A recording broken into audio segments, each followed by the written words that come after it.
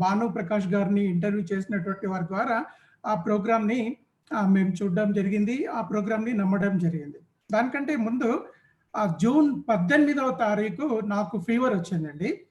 So, వర్షం ద్వారా వచ్చింది అని సీజనల్ చేంజ్ ద్వారా, వర్షం ద్వారా అట్లా వచ్చింది ఈ జ్వరం అనేసి నేనేం చేశాను పారాసిటమాల్ వేసుకోవడం, తర్వాత బాడీ పెయిన్స్ ఉంటే క్యాంబిఫ్లామ్ కూడా వేసుకోవడం జరిగింది. సో, ఆహ్, పారాసిటమాల్ వేసుకున్నప్పుడు జ్వరం తగ్గేది. తర్వాత మరలా జ్వరం అలాగే కంటిన్యూ అయిందండి. దాని తర్వాత ఆహ్, బాడీ పెయిన్స్ ఉన్నప్పుడు క్యాంబిఫ్లామ్ వేసుకున్నప్పుడు అప్పుడు కూడా ఆ బాడీ పెయిన్స్, జ్వరము తగ్గేది. మరలా ఫీవర్ కంటిన్యూ అయింది. అలాగా 21st వరకి జ్వరం అలాగే కంటిన్యూ అయింది. On Father's Day Sunday it seems. So, ఆ రోజు చాలా ఫీవర్ వచ్చింది నాకు. ఆహ్, అప్పటికి మా ఇంట్లో చెప్తూనే ఉన్నారు, "మనం హాస్పిటల్ వెళ్లి చెక్ చేయించుకుంటే బావుంటది" అని అన్నప్పటికీ కూడా మామూలు ఫీవరే అనే విధంగా నేను ఫెయిల్ అయ్యి, సో, అలాగే కంటిన్యూ అవ్వడం జరిగింది. ఫీవర్ తగ్గుతూ ఉంది, వస్తా ఉంది, తగ్గుతా ఉంది, వస్తా ఉంది. ఇలా అవుతున్న క్రమంలో వెంటనే ఈ ఫీవర్ అనేది నా భార్యకి కూడా రావడం జరిగింది. సో, ఇద్దరం ఫీవర్ తోటి బాధపడుతున్నాము. 21st, 22nd అండ్ 23rd వరకి చూసాము. ఇద్దరికీ ఫీవర్ వచ్చింది. దెన్ ఆన్ 23rd ఏమైంది అంటే మా పిల్లలకి కూడా ఫీవర్ రావడం జరిగింది. అప్పుడు మాకు చాలా భయమేసిందండి. పిల్లలు మా పెద్ద పాప 17 ఇయర్స్, చిన్న పాప 11 ఇయర్స్. వాళ్ళిద్దరికీ కూడా ఫీవర్ రావడం. ఫీవర్ వచ్చిన తర్వాత వాళ్ళకి కాఫ్, కోల్డ్, హై టెంపరేచర్ ఉండడం. మాకు ఇటు ఫీవర్ ఉండడం చాలా భయమేసింది మాకు. తర్వాత మా పేరెంట్స్ కూడా మాతో పాటే ఉంటారు. మా మమ్మీ, డ్యాడీ మాతో పాటే ఉంటారు. మేము వాళ్ళకి చెప్పడం జరిగింది. ఇట్లా మా పరిస్థితి బాలేదు. మరి మీరు చెల్లి దగ్గరికి వెళ్లి ఉంటే బావుంటది అనేసి చెప్పడం జరిగింది. ఈ రకంగా మేము మాట్లాడుతూనే ఉన్నాము. వాళ్ళకి కూడా ఫీవర్ వచ్చింది. మా డ్యాడీకి, మమ్మీకి. డ్యాడీ 70+ ఉంటారు. మమ్మీ 65+ ఉంటారు. వాళ్ళకి కూడా ఫీవర్ రావడము, బాగా చలితో జ్వరం రావడము, ఇటు మాకు ఫీవర్ రావడము. ఈ పిల్లలు బెడ్‌రూమ్‌లో వాళ్ళు పడిపోయారు. ఇద్దరు బాగా హై టెంపరేచర్ దగ్గుతూ మాట్లాడుతున్నారు. ఇటు పేరెంట్స్ మమ్మీ, డ్యాడీ వాళ్ళకి చలి జ్వరంతోటి బాగా ఫీవర్ రావడము. ఇటు నాకు, ఇటు నా వైఫ్ ఇట్లా భయంకరంగా హై టెంపరేచర్‌లో ఫీవర్ ఉండడం వల్ల ఏమైంది అంటే చాలా భయపడుతున్నాం అప్పటికే మేము. తర్వాత ఏం చేయాలి? ఏం చేయాలి? అని అనుకుంటూనే ఉన్నాము. ఈ లోపల నా వైఫ్‌కేంటంటే రన్నింగ్ నోస్ అండి. గంటకు కర్చీఫ్ తడిసిపోయేది. అండ్ నాకు యాక్చువల్లీ న్యూమోనియా ఉంది. I'm diabetic. నేను షుగర్ పేషెంట్‌ని. బీపీ ఉంది నాకు. థైరాయిడ్ ఉంది. ఇవన్నీ చూసినప్పుడు ఈ కరోనా గురించి ఆలోచిస్తున్నప్పుడు, కరోనా న్యూస్ వింటున్నప్పుడు చాలా భయమేందండి నాకు. చాలా భయమేయి వెంటనే మాకు తెలిసిన వాళ్ళకి కాల్ చేయడం జరిగింది. ఇట్లా ఉన్నవి అన్ని కరోనా సింప్టమ్స్ లాగా ఉన్నాయి. ఫీవర్ ఉంది. తర్వాత ఒక రకమైనటువంటి కడుపు నొప్పి అండి. అది నా లైఫ్‌లో ఎప్పుడు కూడా రాలేదు ఆ నొప్పి. బొడ్డు దగ్గర ఆ యొక్క స్కిన్ ఏదైతే ఉంటుందో ఇన్నర్ లేయర్‌కి, ఔటర్ లేయర్‌కి మధ్యలో పెయిన్ అది. ఆ పెయిన్ తర్వాత మోషన్స్ రావడము. ఈ విధంగా 23rd నైట్ ఏమైందంటే I lost my smell and taste. ఇవి 2 కూడా వెళ్ళిపోయిన తర్వాత నాకు చాలా భయమేంది. దెన్ ఆన్ 24th ఏం చేశామంటే మాకు తెలిసినటువంటి వాళ్ళ వైఫ్, బ్రదర్ వాళ్ళ వైఫ్ హాస్పిటల్‌లో జాయిన్ అవుతే మేము వాళ్ళకి కాల్ చేసాం. అన్న మరి మాకిట్లా ఉంది. చాలా భయమవుతుంది.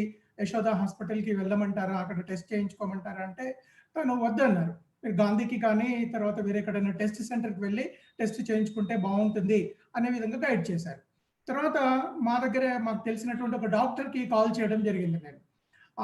ఆ సిస్టర్ ఏమన్నారంటే, "లేదు బ్రదర్ మీరు హాస్పిటల్‌కి వెళ్ళండి. సికింద్రాబాద్ యశోద హాస్పిటల్‌లో వాళ్ళు ఆన్‌లైన్ అపాయింట్‌మెంట్ ఇస్తున్నారు. అక్కడికి వెళ్లి అక్కడే మీరు టెస్ట్ కూడా చేయించుకోవచ్చు. తర్వాత మిగతా ట్రీట్మెంట్ కూడా తీసుకోవచ్చు అక్కడే" అని చెప్తే తనని బట్టి మేము ఆన్‌లైన్‌లో అపాయింట్‌మెంట్ తీసుకోవడం జరిగింది. వాళ్ళు ఎమర్జెన్సీ ఓపీలో on 28th these are our ah, ఇదండి మాకు అపాయింట్‌మెంట్ ఇచ్చినటువంటిది. ఎమర్జెన్సీలో ఆ రోజు మధ్యాహ్నం 12 గంటలకి మాకు రమ్మన్నారు. మేము 12 గంటలకు వెళ్ళాము.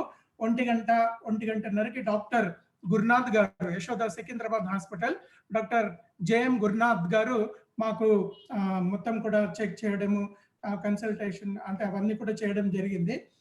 చూసి మమ్మల్ని అడిగారు, ఫీవర్ 4 డేస్ ఉందని చెప్పాము. బాడీ పెయిన్స్, తర్వాత లూజ్ మోషన్స్, తర్వాత పెయిన్, అబ్డామిన్ పెయిన్ ఇవన్నీ ఉన్నాయని చెప్పడము. తర్వాత నా వైఫ్ తను కూడా మొత్తం డీటెయిల్స్ అన్నీ ఇవ్వడం జరిగింది. అప్పుడు వెంటనే ఆ డాక్టర్ గారు ఏం చేశారంటే ఒక 15 మినిట్స్ మమ్మల్ని టెస్ట్ చేసిన తర్వాత సీబీపీ, తర్వాత సీయూఈ, తర్వాత స్టూల్, తర్వాత ఇవన్నీ ఎంపీ, తర్వాత వైడల్ టెస్ట్, తర్వాత కోవిడ్ టెస్ట్ ఇవన్నీ కూడా టెస్టులు రాసి మీరు ఇవన్నీ చేయించుకొని మీరు ఆ రిపోర్ట్స్ అన్నీ తీసుకొని రండి అని చెప్పారు. సో వెంటనే మేము బయటికి వచ్చి యశోదాలోనే అడిగితే వాళ్ళేమన్నారంటే, లేదండి ఇప్పుడు ఈ మధ్యాహ్నం టైంలో మేము ఇక్కడ కరోనా టెస్ట్ చేయం మేము. మార్నింగ్ మీరు వస్తేనే ఇక్కడ టెస్ట్ చేయడం జరుగుతుంది అని చెప్పారు. తర్వాత వాళ్ళేం సజెస్ట్ చేశారంటే, మీరు కార్ఖానాలో ఉన్నటువంటి విజయ డయాగ్నోస్టిక్ సెంటర్‌కి వెళ్ళండి. అక్కడ మీకు టెస్ట్ చేస్తారు. ప్లస్ మిగతా టెస్ట్‌లన్నీ కూడా బ్లడ్ టెస్ట్, యూరిన్ టెస్ట్ ఇవన్నీ అక్కడే చేపించొచ్చు అని చెప్పారు. సో మేము వెంటనే బయలుదేరి అక్కడికి వెళ్ళడం జరిగింది. అక్కడికి వెళ్ళిన తర్వాత అక్కడ సీన్ చూసేసరికి మాకు చాలా భయమేసింది. అక్కడ పెద్ద టెంట్ వేసుంది. ఆ టెంట్ కింద చాలా మంది టెస్ట్ చేయించుకోవడానికి వెళ్లారు. పెద్ద లైన్ ఉంది. మేము వెళ్లి మరి మాకు కూడా టెస్ట్ చేయాలని చెప్తే వాళ్ళేమన్నారంటే, చూసారు కదండీ చాలా పెద్ద లైన్ ఉంది ఇక్కడ. మీరు నెక్స్ట్ డే మార్నింగ్ ఉదయం 7 గంటలకి వస్తే మీకు టెస్ట్ చేయడానికి అవకాశం ఉంటది. మార్నింగ్ 7కి రండి అని చెప్పారు. సరే అని మేము విజయ డయాగ్నోస్టిక్ లోపలికి వెళ్ళి మిగతా బ్లడ్ శాంపిల్స్, యూరిన్ శాంపిల్స్ అన్నీ ఇచ్చేసి ఇంటికి రావడం జరిగింది. దిస్ హ్యాపెండ్ ఆన్ 24వ తారీఖు జరిగిందండి. తర్వాత ఇంటికి వచ్చేసిన తర్వాత పరిస్థితి చాలా భయంకరంగా ఉంది. నాకు బాగా బాడీ పెయిన్స్, అక్కడ టెస్ట్ సెంటర్ దగ్గర వాళ్ళందరిని చూసిన తర్వాత ఇంకెక్కువ భయమేసింది మాకు. తర్వాత నా వైఫ్ తను ఏడవడము, నేను ఏడవడము, మా పిల్లలు వాళ్ళ పరిస్థితి చూస్తే చాలా భయంకరంగా ఉందండి. హై టెంపరేచర్ ఉంది, దగ్గుతూ ఉన్నారు. తర్వాత కోల్డ్ ఉంది. ఇటు మా పేరెంట్స్ వాళ్ళు షివరింగ్, చలి జ్వరంతోటి. తర్వాత టేస్ట్ లేదు. వాళ్ళకి టేస్ట్ లేదు, స్మెల్ లేదు. మేము అనుకుంటా ఉన్నాం ఫీవర్ వస్తే ఒకళ్ళకి రావాలి కదా! ఇంతమందికి రావడం ఏంటిది?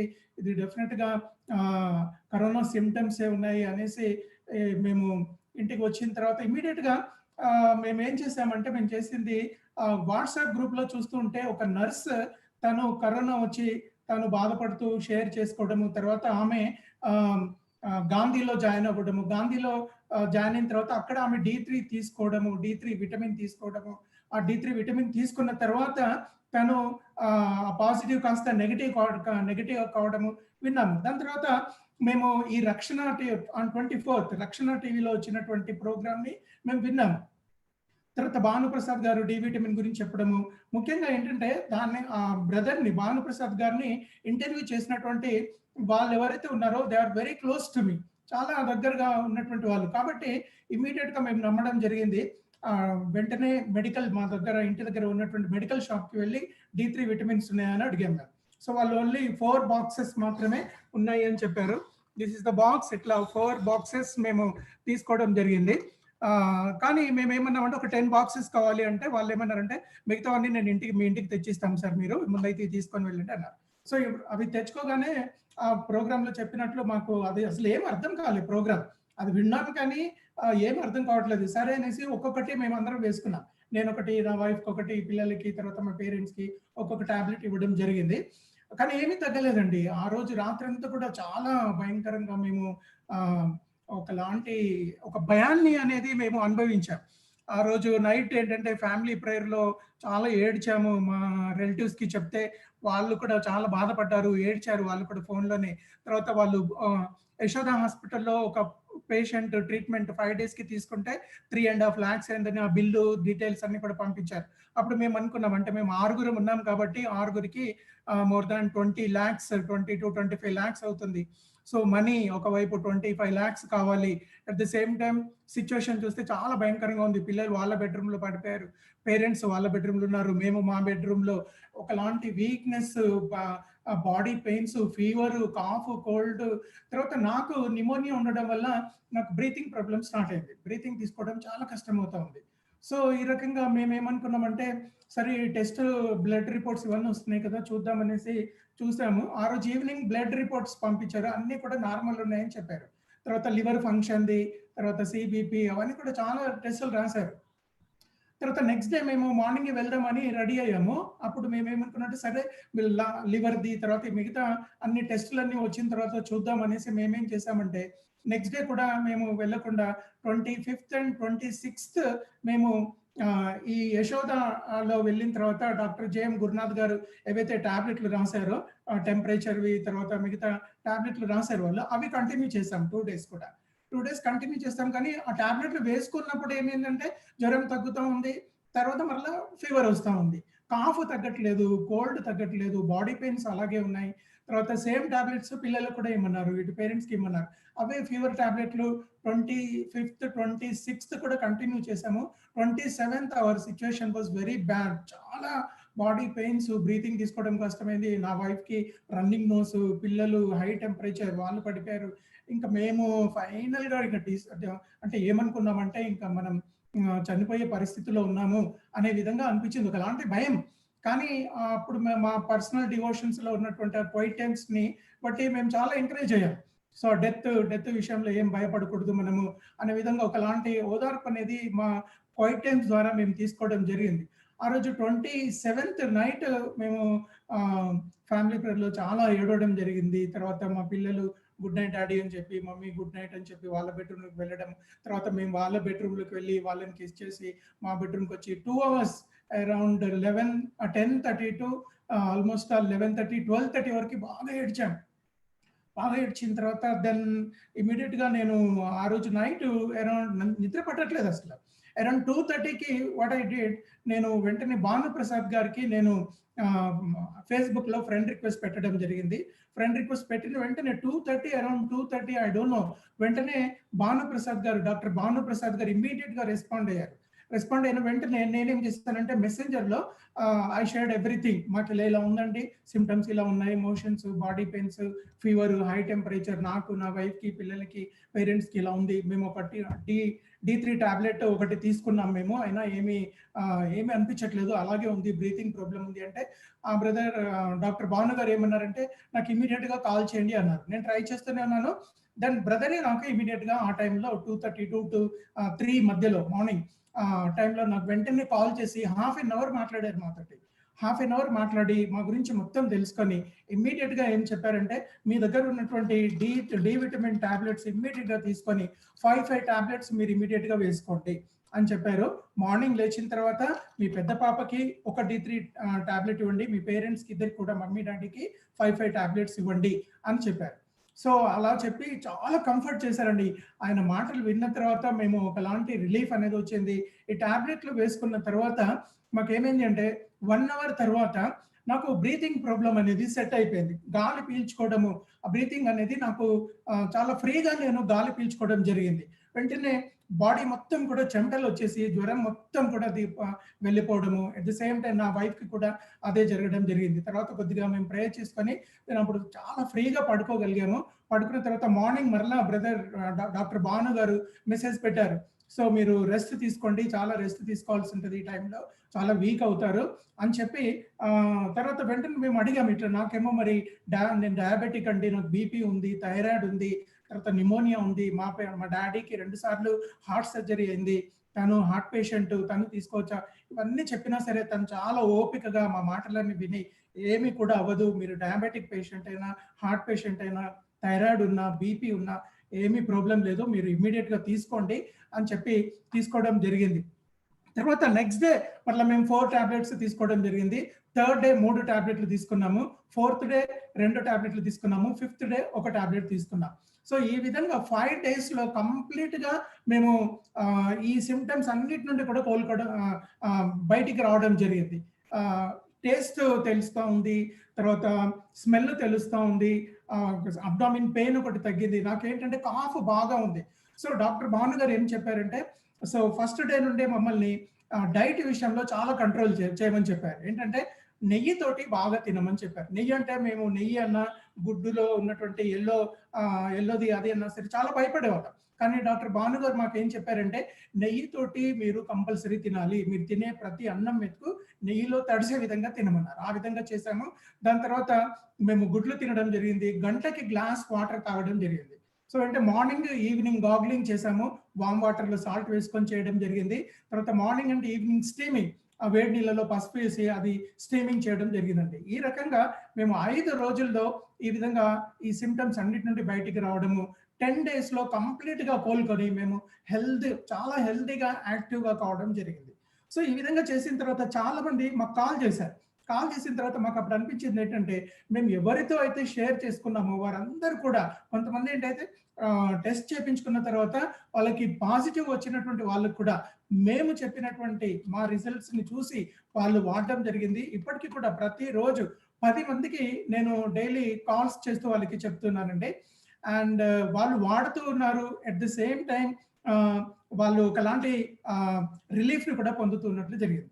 సో ఈ విధంగా మేము డాక్టర్ భానుప్రసాద్ గారి యొక్క గైడెన్స్‌లో డి విటమిన్ టాబ్లెట్ వాడడము, తర్వాత మేము ఇంకోటి కూడా అడిగాము. మరి మేము డి విటమిన్ వాడుతున్నాం కదా! మరి మేము కరోనా టెస్ట్‌కి వెళ్ళాలి అంటే డాక్టర్ భాను గారు ఏమన్నారంటే, మీరు ఇంకెక్కడికి వెళ్ళకండి. మీరు ఇది వాడండి. వాడిన తర్వాత మీరు చక్కగా ఇంటిలోనే 14 డేస్ వరకు క్వారంటైన్‌లో ఉండండి.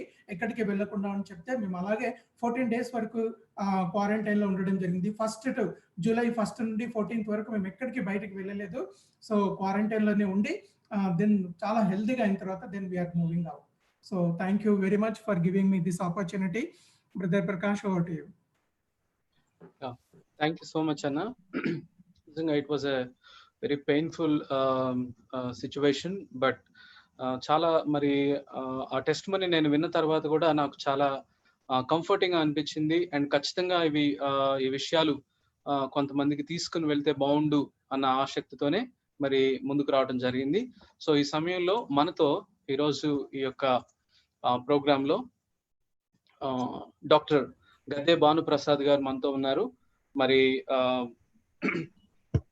భానుప్రసాద్ గారు న్యూయార్క్ సిటీలో, మనందరికీ తెలుసు, మరి చాలా ఎక్కువ కేసెస్ అమెరికాలో న్యూయార్క్ లోనే మనం వింటూ వచ్చాం. సో అదే ప్రాంతంలో ఆయన మరి లాంగ్ ఐలాండ్ ప్రాంతంలో అక్కడ ఉంటూ ఉన్నారు. సో దాదాపు మరి 29 సంవత్సరాలుగా అమెరికాలోనే ఉంటూ అక్కడ మరి కొంత కాలం ఐటీ కంపెనీస్ లో వర్క్ చేసి ఆ తర్వాత మరి క్రైగ్టన్ యూనివర్సిటీలో మరి డాక్టర్ ఆఫ్ ఫార్మసీ ఆయన మరి పట్టా పొంది ఆ తర్వాత మరి 3 ఫార్మసీ కంపెనీస్ ని మరి ఆయన నడిపిస్తూ ఫార్మసిస్ట్ గా ఆయన ప్రాక్టీస్ చేస్తూ ఉన్నారు. ప్రత్యేకంగా మరి ఇప్పుడున్న ఈ ఫుడ్ కల్చర్స్ లో ఎస్పెషల్లీ ఈ పెస్టిసైడ్స్ తర్వాత ఇంత కెమికల్స్ వాడుతున్న ఈ ఫుడ్స్ ప్రభావం మరి హ్యూమన్ బాడీ మీద, ఇమ్యూనిటీ సిస్టమ్ మీద ఏ విధంగా ఉంటా ఉంది, సో దానికి మరి ఎలాంటి ప్రికాషన్స్, ఏ విధంగా మనం ఆ యొక్క ఇమ్యూనిటీని సస్టైన్ చేసుకోవచ్చు అనే దాని మీద ఎక్కువగా రీసెర్చ్ చేస్తూ మరి వాళ్ళు కొన్ని టాక్స్ కూడా ఇవ్వటం అనేది మరి డాక్టర్ గారు చేస్తూ ఉంటారు. సో దాదాపు ఈ కోవిడ్ వచ్చిన తర్వాత నుంచి 4 నెలలుగా చాలా మరి దీని మీద రీసెర్చ్ చేస్తూ చాలా మందికి మరి ఈ యొక్క విటమిన్ D3 తీసుకోవటం వలన ఏ విధంగా మరి బయటికి రావచ్చు, ఇమ్యూనిటీ సిస్టమ్ ఇంప్రూవ్ అవుతుంది అనే విషయం మీద చాలా రీసెర్చ్ చేసి అండ్ అనేక మందికి కూడా దీన్ని మరి చెప్తా ఉన్నారు. సో ఆ ప్రాసెస్ లోనే మనం ఈ రక్షణ టీవీ కానీ, TV9 లో కానీ, ఆ తర్వాత చాలా మంది మరి డాక్టర్ గారి నెంబర్ తీసుకుని కాంటాక్ట్ చేసినప్పుడు one of the good thing we observed is immediate గా హీ ఈస్ రెస్పాండింగ్. ఒక ఫ్యామిలీ మెంబర్ గా ఎట్లాగూ మనం ఎంత క్విక్ రెస్పాన్స్ మనం చూస్తామో అంత ఇమీడియట్ గా మరి రెస్పాండ్ అవుతా ఉన్నారు. It's really appreciable. సో ఈ సమయంలో మనతో ఉన్నారు. మనతో సుధాకర్ రెడ్డి గారు కూడా మనతో ఉన్నారు. ఆయన మరి ప్లస్ ఇండియా అండ్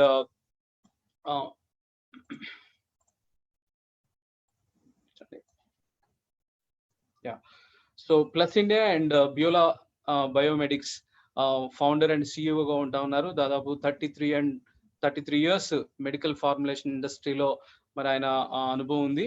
తర్వాత మరి 600+ మెడికల్ ప్రోడక్ట్స్ ని వాళ్ళు మార్కెటింగ్ చేస్తా ఉన్నారు. తర్వాత ఆఫ్రికన్ కంట్రీస్ కూడా మరి ఎక్స్పోర్ట్ చేస్తా ఉన్నారు.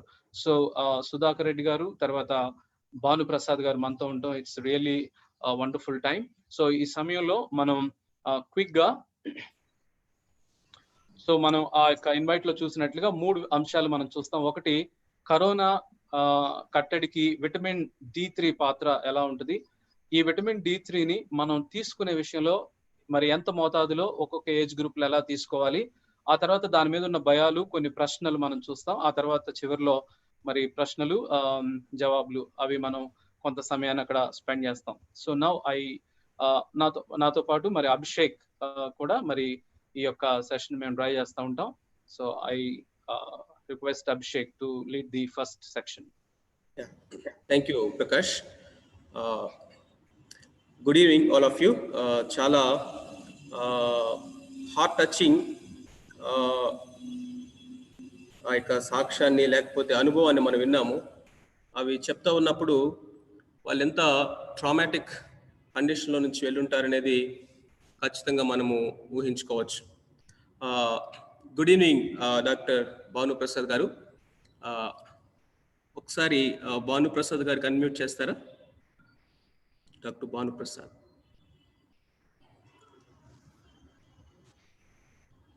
Yeah.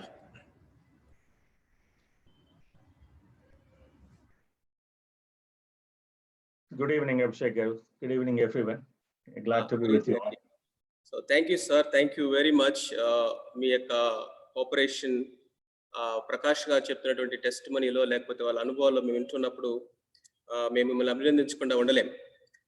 Sir, without wasting hour time, మన యొక్క భారతదేశం యొక్క పరిస్థితిని ఇప్పుడు మనం చూస్తా ఉన్నప్పుడు చాలా భయానకమైనటువంటి పరిస్థితిలో, ఒక ఆందోళనకరమైన స్థితిలో ఉన్నామనేది మనకు క్లియర్గా అర్థమవుతా ఉంది.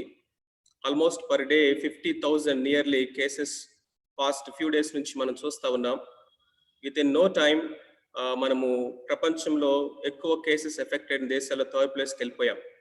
సో ఇంత ర్యాపిడ్గా ఇంత క్విక్ టైంలో వెళ్ళడానికి కారణాలు ఏమై ఉండొచ్చు అంటారు? ఈ యొక్క వైరస్ యొక్క లక్షణాల్లో కానీ లేకపోతే పరిస్థితులను బట్టి కారణాలు ఏమై ఉండొచ్చు అని మీరు భావిస్తున్నారు సార్? అండి, ఏంటంటే ఇది మొదట్లో వచ్చిన సమయంలో ఇండియా లాక్డౌన్స్ ఇవన్నీ ప్రకటించడం ద్వారా కొంతవరకు ఒకవేళ దీని మీద ఒక పై చేయి సాధించినట్లు అనిపించిన, నాకు మొదట్లో నుంచి అనిపించింది ఏమిటి అంటే లాక్డౌన్స్ లిఫ్ట్ చేసే సమయానికి దీని వచ్చే అంటే సంపూర్ణమైన దీని ఎఫెక్ట్ మనం రియలైజ్ అవుతాము అని చెప్పి మొదటి నుంచి నేను ప్రెడిక్ట్ చేస్తూనే ఉన్నాను. ఎందుకు అవుతుంది, ఎందుకు ఇంత భయంకరమైన సిచ్యువేషన్ లో మనం ఉన్నాము అనేది ఆలోచిస్తే, లాక్డౌన్స్ లో అందరూ ఇంతకు ముందు చూస్తే ఇంట్లో ఉన్న వాళ్ళందరూ ఇళ్లలోనే ఉండిపోవడం జరిగింది. దాట్ అదొకటి విటమిన్ డి డెఫిషియన్సీని ఇంకా ఎక్కువ చేసే అవకాశం ఆ విధంగా ఉంటుంది. అలాగే ఇంట్లోనే ఉండిపోవడం ద్వారా అలా జరిగింది. తర్వాత మొదట్లో చాలా మంది ఎక్స్పర్ట్లు, అంటే కరోనా నుంచి విడుదల పొందిన వాళ్ళు కానీ, లేకపోతే కరోనాని జయించిన వాళ్ళు కానీ, లేకపోతే డాక్టర్స్ కానీ చాలా యూట్యూబ్ వీడియోలు చేశారు.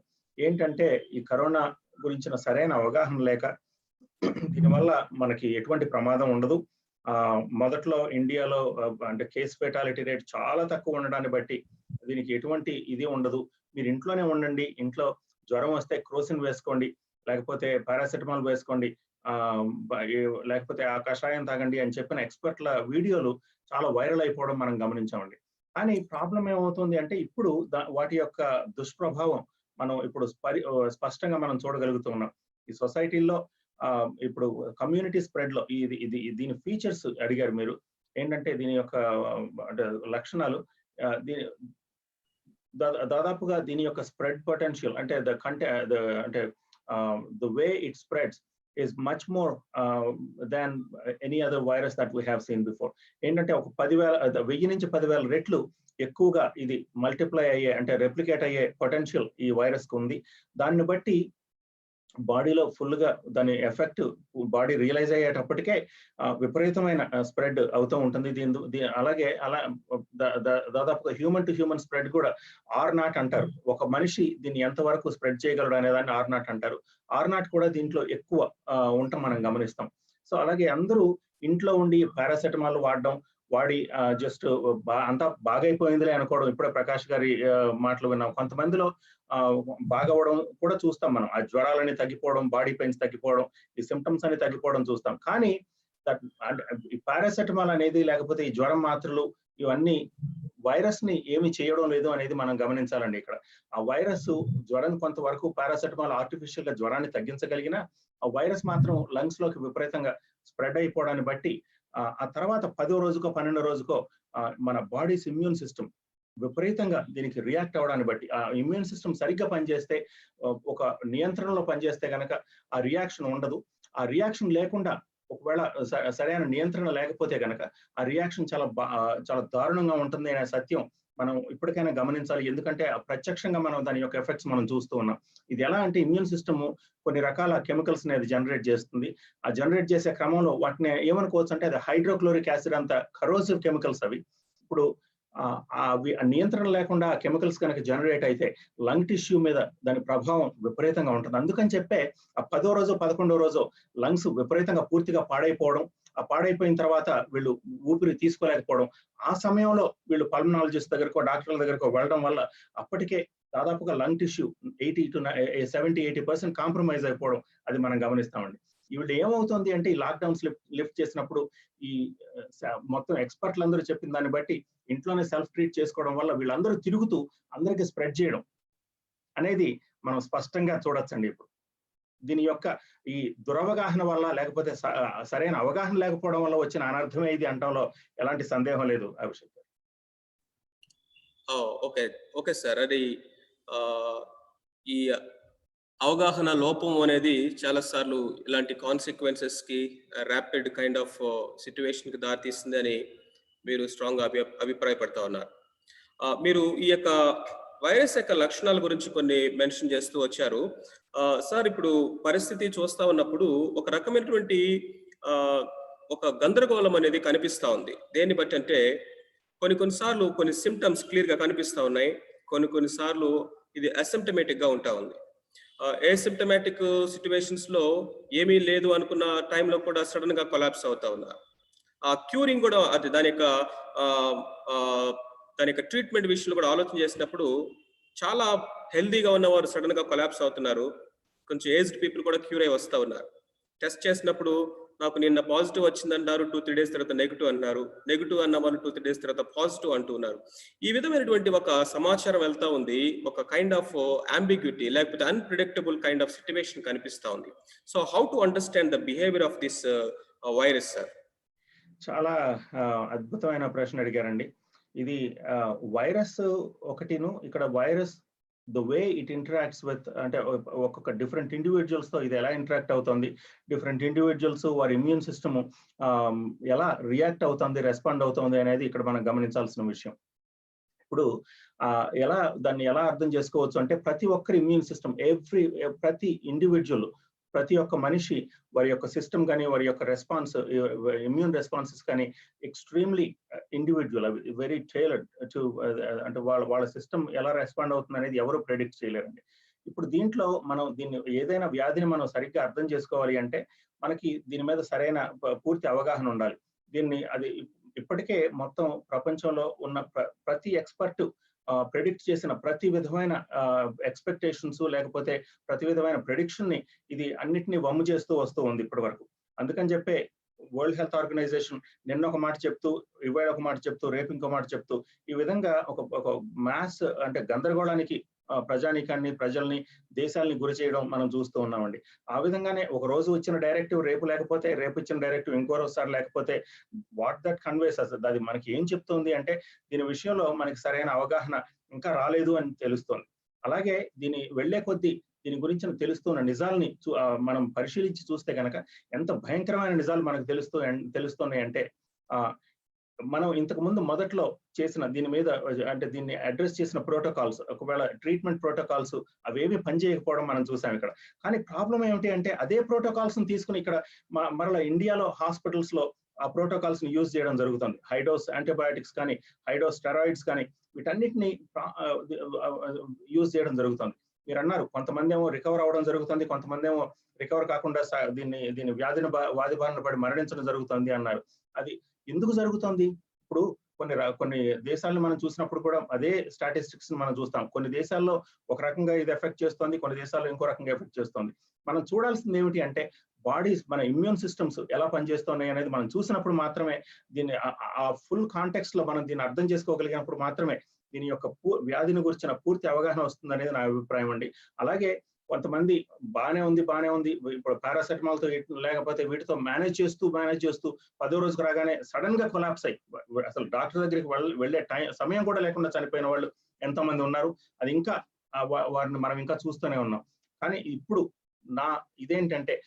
నా విజ్ఞప్తి ఏంటంటే దీని గురించి దేనిని మనం వదిలిపెట్టదు. ఎవరైనా ప్రపోజ్ చేస్తే లేకపోతే మన ఇమ్యూన్ సిస్టమ్ గురించి కానీ ఎటువంటి సొల్యూషన్స్ కానీ పూర్తిగా ఒక నేషన్ గా లేకపోతే మెడికల్ కమ్యూనిటీగా అన్నిటినీ మనం సరిగ్గా అవగాహన చేసుకోవాల్సిన అవసరత ఉంది అనేది నా అభిప్రాయం.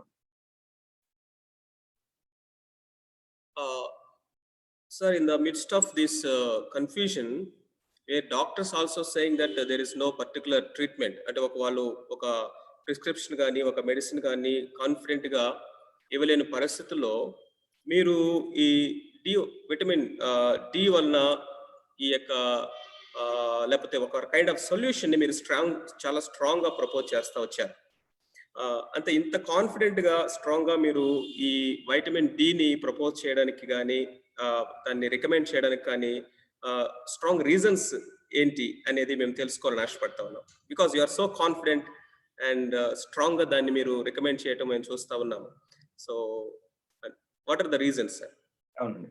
సో ఇది మనం విటమిన్ డి యొక్క పాత్రను మనం హిస్టారికల్ గా కానీ సైంటిఫిక్ గా కానీ మనం గమనిస్తే విటమిన్ డి పాత్ర ఇంతకు ముందు బోన్ మెటబాలిజం లోనే మాత్రమే ఉందని చెప్పి సైంటిఫిక్ కమ్యూనిటీ లేకపోతే మెడికల్ కమ్యూనిటీ అనుకునేవారు.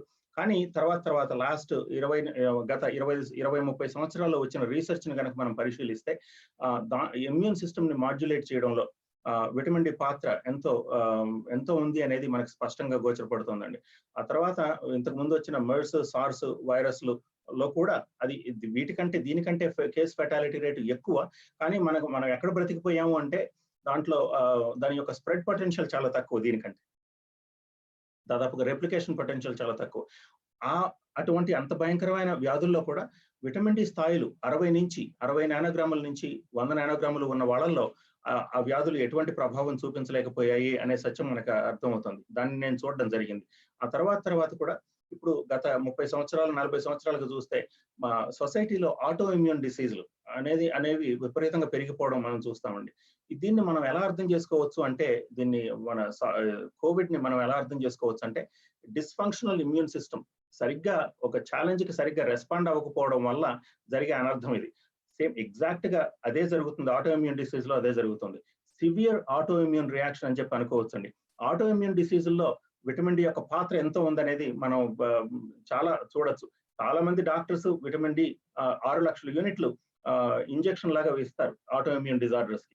సో మొదట్లో నేను చూసిన దాన్ని బట్టి మార్చిలో మేము ఇక్కడ దాన్ని నేను ఆ ప్రోటోకాల్ ని నేను డెవలప్ చేసింది ఎలా డెవలప్ చేశాను అంటే ఆ 8 వారాలు మా ఎంప్లాయీస్ కి ఇవ్వడం ద్వారా వారిలో ఈ మొత్తం వారిని ప్రొటెక్ట్ చేయగలిగాము అనే సత్యం నాకు అర్థమైంది.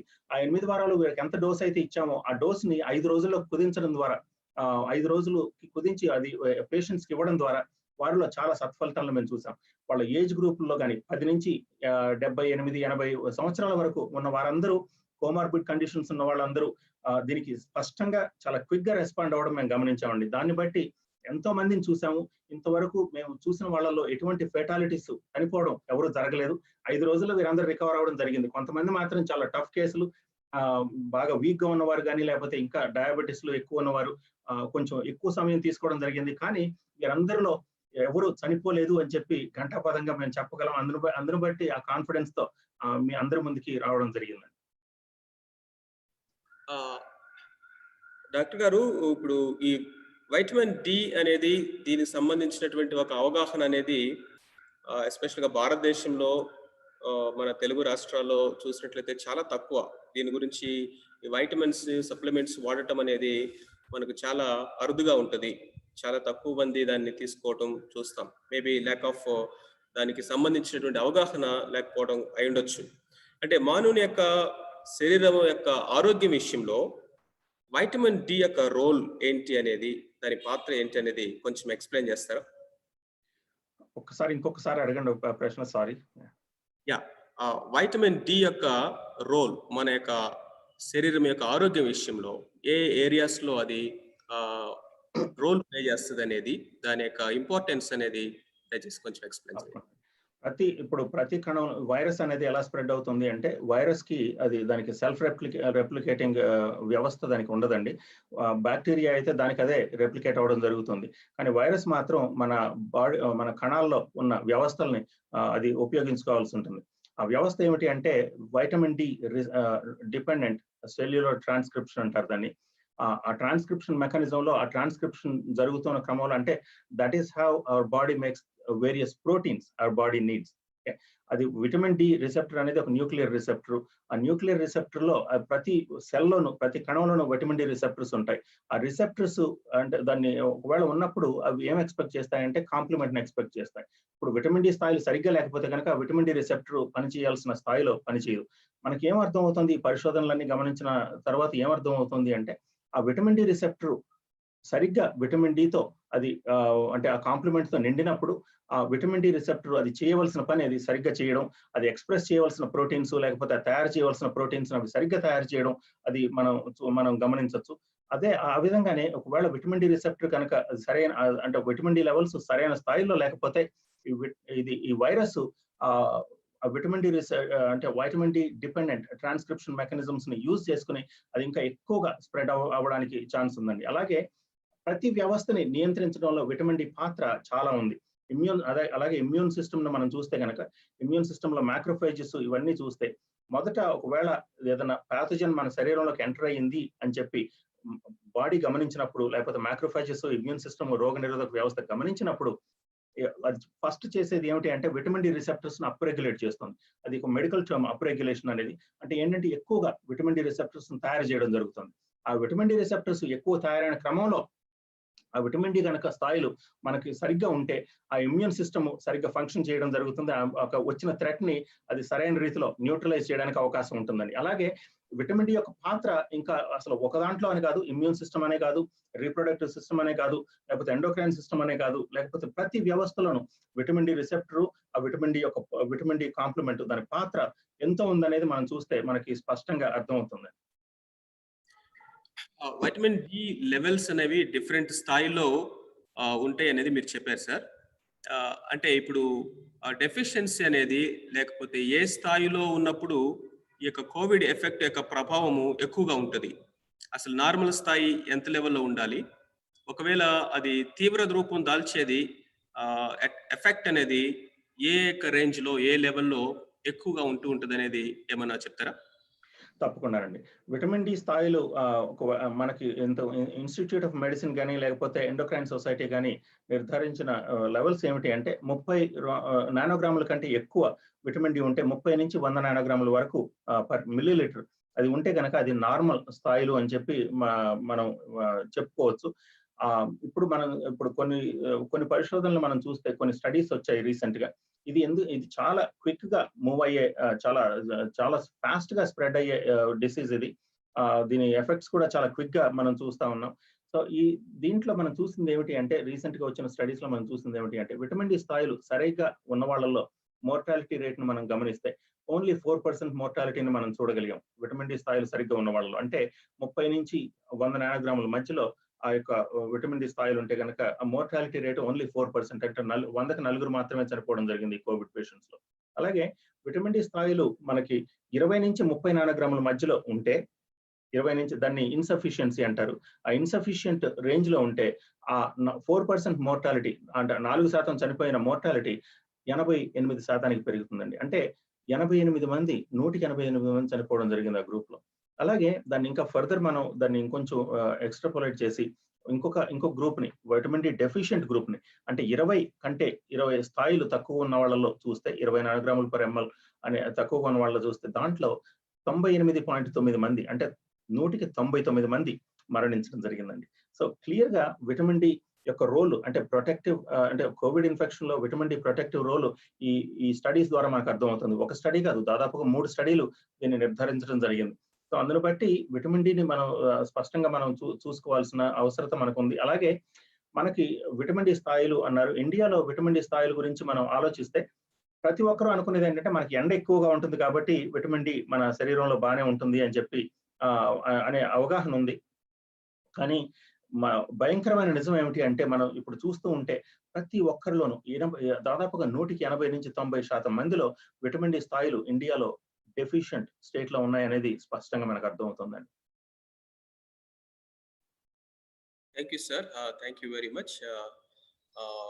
20 కంటే తక్కువ ఉన్నటువంటి స్థాయి అనేది ప్రమాదకరమైన స్థాయి, డెఫిషియన్సీ. అది తగ్గకుండా చూసుకోవాలనేది మీరు స్ట్రాంగ్ గా చెప్తున్నటువంటి విషయంగా అర్థమవుతుంది. Thank you. అవి డోసెస్ ఎలా తీసుకోవాలి, కోవిడ్ పేషెంట్స్ ఎలా తీసుకోవాలి, నాన్ కోవిడ్ పేషెంట్స్ ఎలా తీసుకోవాలి అనేటువంటి విషయాల్ని Prakash he will continue that. Okay Abhishek, thank you. So ఈ సమయంలో మనం విటమిన్ D3 చాలా ఇంపార్టెంట్ అని మనం వింటూ వచ్చాం కాబట్టి, సో ఖచ్చితంగా దీని మీద కొన్ని ప్రశ్నలు, కొన్ని భయాలు కూడా ఉన్నాయి. బట్ ప్రత్యేకంగా ఈ సమయంలో ఈ కోవిడ్ పరిస్థితిలో విటమిన్ డి ఏ లెవెల్లో డిఫరెంట్ ఏజ్ గ్రూప్లో లేకపోతే డిఫరెంట్ కాంప్లికేషన్స్ ఉన్న పీపుల్లో ఎలాగో దీన్ని తీసుకోవాలి అనేది మేము ఒక టేబుల్ కూడా అది ప్రిపేర్ చేసామండి. సో అవి స్లైడ్స్ వెళ్తూ ఉన్నప్పుడు మీరు ఒక పెన్ను పేపర్ మీరు దగ్గర పెట్టుకుని మీరు నోట్ చేసుకున్న చాలా ఉపయోగకరంగా ఉంటుంది. సో డాక్టర్ గారు, సో నేను ఈ స్లైడ్స్ మూవ్ చేస్తా ఉన్నప్పుడు మీరు ఏజ్ గ్రూప్ వైజ్ మీరు ఎక్స్ప్లెయిన్ చేస్తే బాగుంటుందండి. అండి 1 year ఏజ్ కంటే తక్కువ ఉన్న వాళ్ళలో నార్మల్ పీపుల్ అంటే నార్మల్ గా ఉన్న వాళ్ళలో పిల్లల్లో వాళ్ళకి ఒక 1000 యూనిట్లు మీకు ఒక రోజుకి 2 సార్లు ఇవ్వచ్చు. ఇంకోటి ఏంటంటే ఒక్కసారి మీరు ఒక విటమిన్ డి స్థాయిల్ని పరీక్షించుకోవడం అనేది చాలా ఇంపార్టెంట్ అండి. ఎందుకంటే ఇంత భయంకరంగా ఉన్న అంటే విటమిన్ డి ఇంత భయంకరమైన పరిణామాలకు దారితీస్తుందని మనకు తెలిసినప్పుడు దాన్ని మానిటర్ చేసుకోవడం, దాన్ని మనం సరి చూసుకోవడం మనందరి బాధ్యత. పిల్లల్లో ఒక 1000 యూనిట్స్ 2 times a day ఇచ్చినందువల్ల ఒక 6 వారాలు ఇచ్చినందువల్ల మీకు ఎలాంటి నష్టం ఉండదు. అలాగే దాన్ని 6 వారాల తర్వాత ఒకసారి టెస్ట్ చేయించుకుని తర్వాత మళ్ళీ డోసేజ్ అడ్జస్ట్ చేసుకోవచ్చు. తర్వాత కరోనాతో ఒకవేళ పిల్లలు ఎఫెక్ట్ అయ్యి వాళ్ళకి జ్వరం వస్తే కనుక ఒక తర్వాత 1000 units 4 times a day for 5 days ఇచ్చినందువల్ల వారిలో సత్ఫలితాలను మీరు చూడొచ్చు. అంటే 4000 యూనిట్లు 5 రోజుల పాటు ఇచ్చినట్టయితే ఆ తర్వాత 1000 యూనిట్లు డైలీ మీరు ఒక 6 వారాల పాటు ఇచ్చి తర్వాత వారిలో మీరు వారి లెవెల్స్ ని చెక్ చేయించండి. మొదట్లో నార్మల్ గా ఉన్న వాళ్ళలో అది తప్పు పడిందండి. 1000 యూనిట్స్ వన్స్ డే అండి. అది ఒకసారి మాత్రం ఇవ్వండి 1000 యూనిట్స్ 1 year or below వాళ్ళకి మాత్రం. So next 2 to 5 years age మధ్యలో చూస్తే కనుక 1000 యూనిట్స్ 2 times a day వరకు మీరు ఇవ్వచ్చు. ఆ తర్వాత ఒకవేళ వాళ్ళు ఎఫెక్ట్ అయితే కనుక కరోనాతో ఎఫెక్ట్ అయితే 1000 యూనిట్స్ 6 times a day అంటే దాదాపు 6000 యూనిట్స్ డైలీ ఫర్ 5 days ఇవ్వడం. ఆ తర్వాత మరలా 5 రోజుల తర్వాత 1000 యూనిట్స్ ట్వైస్ డైలీకి వచ్చిన తర్వాత 6 వారాలు అలా తీసుకున్న తర్వాత వారిలో టెస్ట్ చేయించండి. తర్వాత గ్రూప్ లో 5 to 10 years లో 2000 యూనిట్స్ ట్వైస్ డైలీ అంటే టోటల్ 4000 యూనిట్స్. కరోనా కనుక వస్తే వాళ్ళలో ఏంటంటే అంటే వీరి యొక్క వెయిట్ ను బట్టి కూడా ఉంటుంది. వెయిట్ కొంచెం ఎక్కువ ఉంటే ఎక్కువ విటమిన్ డి అవసరత ఉంటుంది. ఒబేసిటీ ఉన్న వాళ్ళలో విటమిన్ డి అవసరత ఎక్కువ ఉంటుందండి, కన్సంప్షన్ ఎక్కువ ఉంటుంది.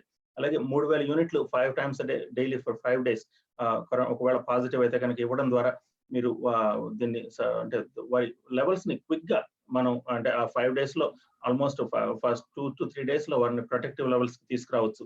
That is the basis for this recommendation అండి. తర్వాత 2000 units twice a day for 6 weeks ఇవ్వండి. ఆ తర్వాత వారిని టెస్ట్ చేయించండి. డాక్టర్ గారు, ఇక్కడ ఒక చిన్న పాజ్ అవుదామండి. అంటే ఈ 1000 యూనిట్స్ 2000 యూనిట్స్ 3000 యూనిట్స్ అన్నారు కదా, మార్కెట్ లో ఈ మెజర్మెంట్ లో అవైలబుల్ అవుతాయా లేకపోతే అవైలబుల్ అయిన వాటిని ఏ విధంగా మనం 2000 యూనిట్స్ గా 3000 యూనిట్స్ గా తీసుకోవచ్చు, కొంచెం చెప్పగలిగితే బాగుంటున్నారండి. ఇప్పుడు ఏంటంటే అక్కడ ఇండియాలో మనం గమనిస్తే ఇది లిక్విడ్ లాగా ఇది లిక్విడ్ డ్రాప్స్ లాగా దొరుకుతుందండి. ఇది 400 యూనిట్స్ 1 ml కానీ లేకపోతే 800 యూనిట్స్ 1 ml కానీ దొరుకుతుంది. అలాగే ఒక డెక్సల్ నానో స్ప్రే అని ఒకటి ఉంది.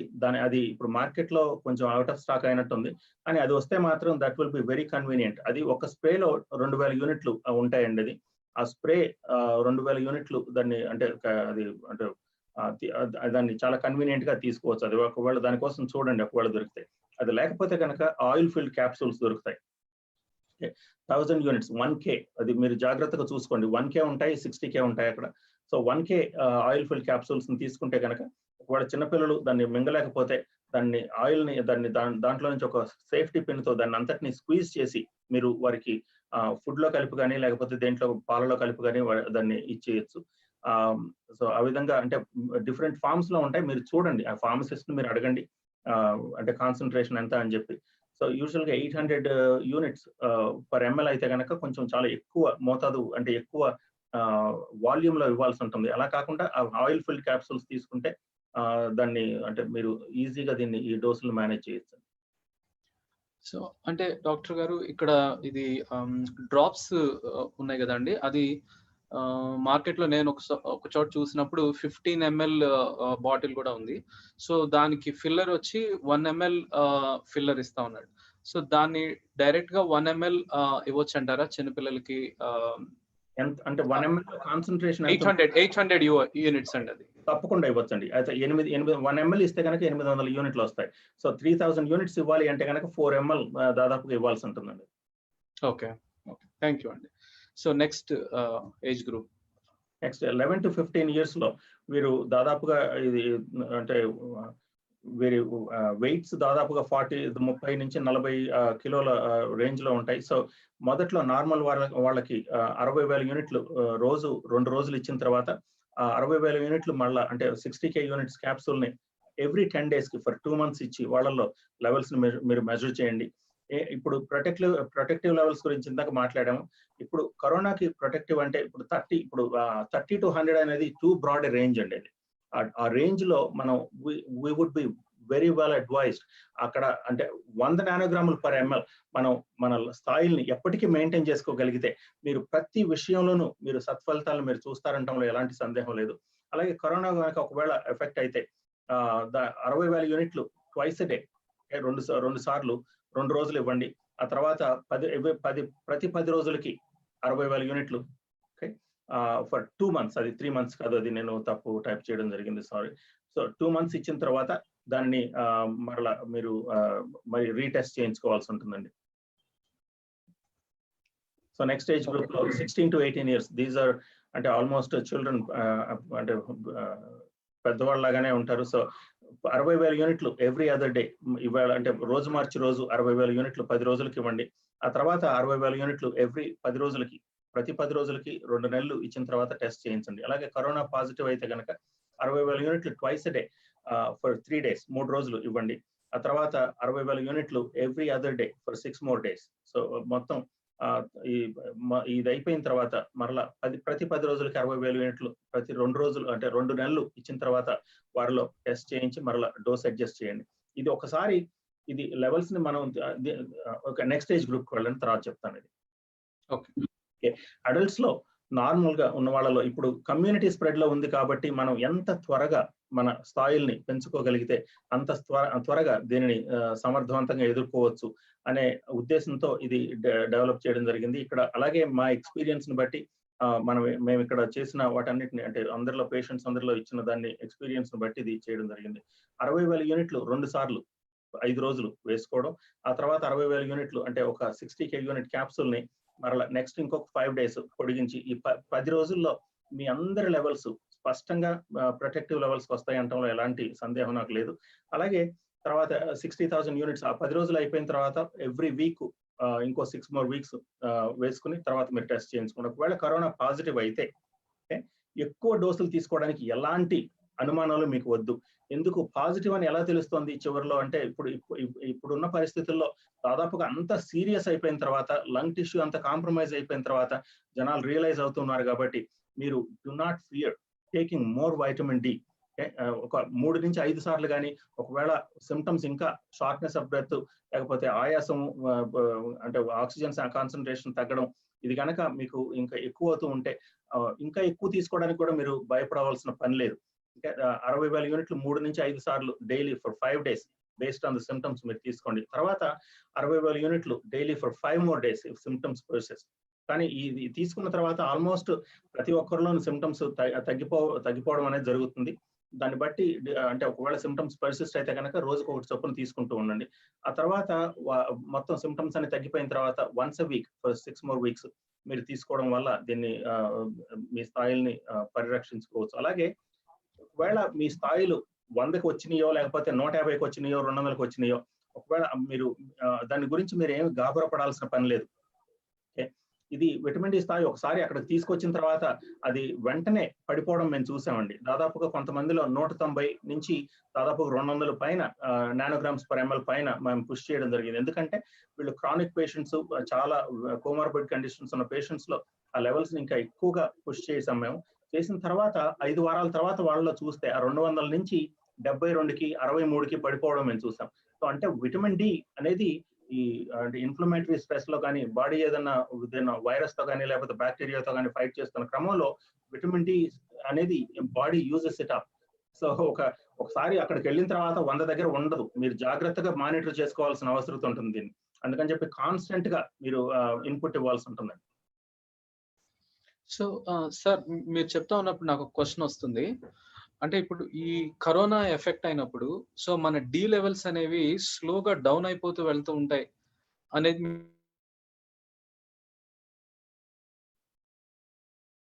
పెంచుకుంటూ వెళ్ళాలి సిమ్టమ్స్ పెరుగుతా ఉన్నప్పుడు, ఆ స్టేట్మెంట్ చేయొచ్చు అంటారా? డెఫినెట్ గా అండి, తప్పకుండా. మీరు దాన్ని ఎంత అగ్రెసివ్ గా మీరు దాంతో డీల్ చేస్తే అంత స్పష్టమైన ఫలితాలు మీరు చూస్తారంటారో నాకు ఎటువంటి సందేహం లేదండి. ఓకే, థ్యాంక్ యూ అండి. సో 60K యూనిట్స్ అన్నప్పుడు బయట మార్కెట్ లో కూడా మనకి ఈ 60K అవైలబుల్ లో ఉన్నాయి. సో అయితే ఒక ప్రశ్న అండి, ఇప్పుడు బయట దొరుకుతున్న మార్కెట్ లో అవైలబుల్ ఉన్న ఈ విటమిన్ D3 అంటే ఏదైనా స్పెసిఫిక్ కాంపోజిషన్ మనం అడిగి తీసుకోవాలా, లేకపోతే ఎనీ బ్రాండ్ ఏదైనా మీరు స్పెసిఫిక్ గా అది ఇంపార్టెంట్ అన్నట్టు సజెస్ట్ చేస్తున్నారా, లేకపోతే అవైలబుల్ లో ఉన్న విటమిన్ D3 ఏదైనా పర్వాలేదు 60K తీసుకుంటే సరిపోతుందా? ఈ విషయంలో కూడా కొంత మీరు లైట్ ఇస్తే బాగుంటుందండి. తప్పకుండా అండి. మీరు ఏది దొరికితే అది తీసుకోండి ఇప్పుడు. ఎందుకంటే అంటే we're not in a position to choose anything. ఇప్పుడు ఏంటంటే ఈ క్రైసిస్ లో మనం ఉన్నాం.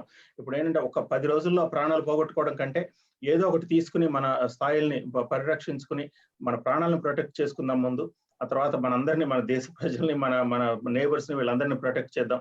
ఆ తర్వాత ఆలోచిద్దాం ఇవన్నీ. ఏంటంటే ఒక నేషన్ గా లేకపోతే ఒక మెడికల్ కమ్యూనిటీగా ఈ క్రైసిస్ నుంచి మనం బయటకు వచ్చిన తర్వాత ఎటువంటి నిర్ణయాలు తీసుకోవాలి, ఇవన్నీ ఈ క్వశ్చన్స్ అన్ని తర్వాత మనం అడ్రస్ చేద్దామండి. సార్, ఇక్కడే ఒక క్వశ్చన్ అండి. ఇప్పుడు 3 to 5 టైమ్స్ డైలీ అని అన్నప్పుడు almost 3 lakhs units per day ఇక్కడ కరోనా ఎఫెక్టెడ్ లో కనబడుతుందండి. తర్వాత నార్మల్ లో మీరు ట్వైస్ అన్నప్పుడు 1,20,000 యూనిట్స్ అండి. అంటే సో అది అంటే ఎక్కువ అని అనిపించట్లేదా అండి, లేకపోతే అసలు అది వెరీ నార్మల్ అనేది మీరు ఎట్లా చెప్తారు దాని విషయంలో? ఇప్పుడు మనం చూసేది ఏమిటంటేనండి, ఇప్పుడు దాదాపుగా what we're looking at is extremely deficient population who are very vulnerable. దీన్ని ఒకవేళ కరోనా ఎఫెక్ట్స్ కి చాలా వల్నరబుల్ పాపులేషన్ ని మనం చూస్తూ ఉన్నాం. ఆ కాంటెక్స్ట్ లో ఈ 1,00,000 యూనిట్లు లేకపోతే అంటే ఇటువంటి అగ్రెసివ్ కరెక్షన్ లేకపోతే వీరి లెవెల్స్ ని ప్రాపర్ గా మనం తీసుకురావడం అనేది జరగదండి. మనం స్లోగా తీసుకురావాలి అంటే this is like wild fire which is spreading at an alarming rate. దానికి మనం ఎంత డోస్ ఇవ్వాలి అనేది మనం తర్వాత ఆర్గ్యూ చేద్దాం ఇవన్నిటిని. కానీ దానికి కావాల్సింది ఒక పెద్ద ఫైర్ హోస్ కావాలి, కానీ ఒక చిన్న ట్రికల్ ఆఫ్ వాటర్ కాదు మనకు కావాల్సింది. సో విటమిన్ డి అనేది దాని సేఫ్టీ గురించి మనం అంటే నెక్స్ట్ సెక్షన్ లో మాట్లాడతాం కదా. సో దాని గురించి డెఫినెట్లీ మీరు లాస్ట్ ఒక వీడియోలో చేసిన స్టేట్మెంట్ ఖచ్చితంగా నాకు జ్ఞాపకం చేయాలనిపిస్తుందండి. ఇల్లు తగలబడిపోతున్నప్పుడు ఒక గ్లాస్ ఆఫ్ వాటర్ పోయటం అనేది అది కరెక్ట్ కాదు. So we have to push a lot అనేది ఆ స్టేట్మెంట్ మీరు చేశారు. So I just want to remind. So ఒక క్వశ్చన్ అండి, ఈ న్యాచురల్ స్పెషల్ ఛాలెంజెస్ కేసెస్ కూడా ఒకసారి మీరు చెప్తే బాగుంటుందండి. ఎందుకంటే చాలా ఎక్కువ క్వశ్చన్స్ ఈ రిలేటెడ్ ఛాలెంజెస్ ఉన్న వాళ్ళకి, నేను అంటే బీపీతో సఫర్ అవుతా ఉన్నాను, డయాబెటిక్ ఉంది, తర్వాత హార్ట్ రిలేటెడ్ ప్రాబ్లమ్స్ ఉన్నాయి, కిడ్నీ ప్రాబ్లమ్స్ ఉన్నాయి, మరి నేను ఇంత మోతాదులో తీసుకోవచ్చా? ఇలాంటి వాళ్ళకి మీరు ఏది సజెస్ట్ చేస్తారండి? ఎంత మోతాదులో తీసుకుంటే బాగుంటుంది? మీరు అక్కడ లిస్ట్ చేసిన ప్రతి కండిషన్ ని మనం చూస్తే కనుక వీరందరిలోనూ కామనాలిటీ మనం చూస్తే వారందరిలో విటమిన్ డి డెఫిషియన్సీ విపరీతమైన స్థాయిలో ఉండటం చూస్తామండి. ప్రతి క్యాన్సర్ లోను, బీపీలోను, డయాబెటిక్ లోను విటమిన్ డి డెఫిషియన్సీ అనేది one of the risk factors in all these diseases, especially even in pregnant women. Vitamin D స్థాయిలు సరిగ్గా ఉన్న వాళ్ళలో ప్రెగ్నెన్సీ ప్రోగ్రెషన్ కానీ లేకపోతే ఫీటల్ డెవలప్మెంట్ కానీ దాంట్లో స్పష్టమైన చేంజెస్ మనం చూడగలం. దీంట్లో చాలా పరిశోధనలు ఉన్నాయి. ఇక ఫీడింగ్ మదర్స్ కూడా వారికి కూడా ఇప్పుడు ఒకవేళ ఫీడింగ్ మదర్స్ కానీ బేబీస్ కానీ వాళ్ళల్లో విటమిన్ డి స్థాయిలు సరిగ్గా లేకపోతే వాళ్ళ బ్రెయిన్ డెవలప్మెంట్ సరిగ్గా ఉండకపోవడం మనం చూస్తాం. వీరందరిలోనూ ఎటువంటి ప్రాబ్లమ్స్ లేకుండా, ఎటువంటి అనుమానాలు లేకుండా తప్పకుండా సజెస్ట్ చేసిన డోసులు తీసుకోవచ్చు. కిడ్నీ ప్రాబ్లమ్స్ అన్నారు. కిడ్నీ ప్రాబ్లమ్స్ లో దాదాపుగా కిడ్నీ స్టోన్స్ గురించి మాట్లాడతారు. విటమిన్ డి రాగానే కిడ్నీ స్టోన్స్ ఎక్కువైపోతాయేమో అని చెప్పే భయం ఒకటి ప్రజల్లో ఉంది. ఆ కిడ్నీ స్టోన్స్ రావడానికి విటమిన్ డి కారణం కాదు అని చెప్పి నేను స్పష్టంగా చెప్పగలను. ఎందుకు అంటే విటమిన్ డి లోపం కిడ్నీ స్టోన్స్ ఉన్న వాళ్ళలో చాలా అందరిలోనూ దాదాపుగా 99% of the people kidney stones తో బాధపడే వాళ్ళలో వాళ్ళు వైటమిన్ డి డెఫిషియెంట్ గ్రూప్ కే చెందుతారండి. ఇంకోటి కిడ్నీ స్టోన్స్ కి కారణం ఇప్పుడు కాల్షియం అంటారు, కానీ కాల్షియం ఆక్సలేట్స్ చాలా వరకు దానికి కారణం అవుతాయి. మనం ఆకుకూరలు ఎక్కువ తింటాం, ఆకుకూరలు మంచివని లేకపోతే ఇంకోటని దీనివల్ల ఆకుకూరలు ఆక్సలేట్స్ ఎక్కువ ఉన్న ఆకుకూరలు కన్సూమ్ చేయడం వల్ల కిడ్నీ స్టోన్స్, అలాగే డీహైడ్రేషన్ వల్ల there are multiplicity of factors for all these illnesses. కానీ one thing that we cannot అంటే అస్యూమ్ ఇస్ విటమిన్ డి అనేది వీటన్నిటిలో విటమిన్ డి డెఫిషియన్సీ అనేది ఉంది అని చెప్పి మనం గమనించాలి. దీనివల్ల దాదాపుగా మీరు గూగుల్లో కనుక మీరు సెర్చ్ చేస్తే విటమిన్ డి యొక్క సైడ్ ఎఫెక్ట్స్ మీరు చూస్తే గూగుల్లో అన్ని వస్తాయి. కిడ్నీ ప్రాబ్లమ్స్ అని లేకపోతే హార్ట్ ప్రాబ్లమ్స్ అని ప్రతిదీ మీరు చూడొచ్చు. కానీ అవి ఎలా వస్తాయి అనేది మనం తర్వాత నెక్స్ట్ సెషన్ లో నెక్స్ట్ పార్ట్ లో మనం మాట్లాడదాం. షూర్ అండి. సో ఈ విటమిన్ డి తీసుకున్న తర్వాత మీరు మెన్షన్ చేసినట్లుగానే 2 months తర్వాత ఒకసారి అది ఖచ్చితంగా టెస్ట్ చేయించుకుంటే ఇట్ ఈస్ రికమెండెడ్ అన్నట్లుగా మీరు సజెస్ట్ చేస్తా ఉన్నారు. సో ఒకవేళ చేయించుకోకపోయినా పర్వాలేదు అంటారండి, ఎందుకనంటే ఈ టైమ్స్ లో it's not something very easy, but what you suggest? తప్పకుండా చేయించుకోవడం రిక్వైర్మెంట్ అండి. ఎందుకంటే మనకి ఎంతవరకు మనం కన్జ్యూమ్ చేస్తున్నాం అనేది విటమిన్ డి ప్రతి ఒక్కరిలోనూ విటమిన్ డి రిక్వైర్మెంట్ చాలా డిఫరెంట్ గా ఉంటుంది.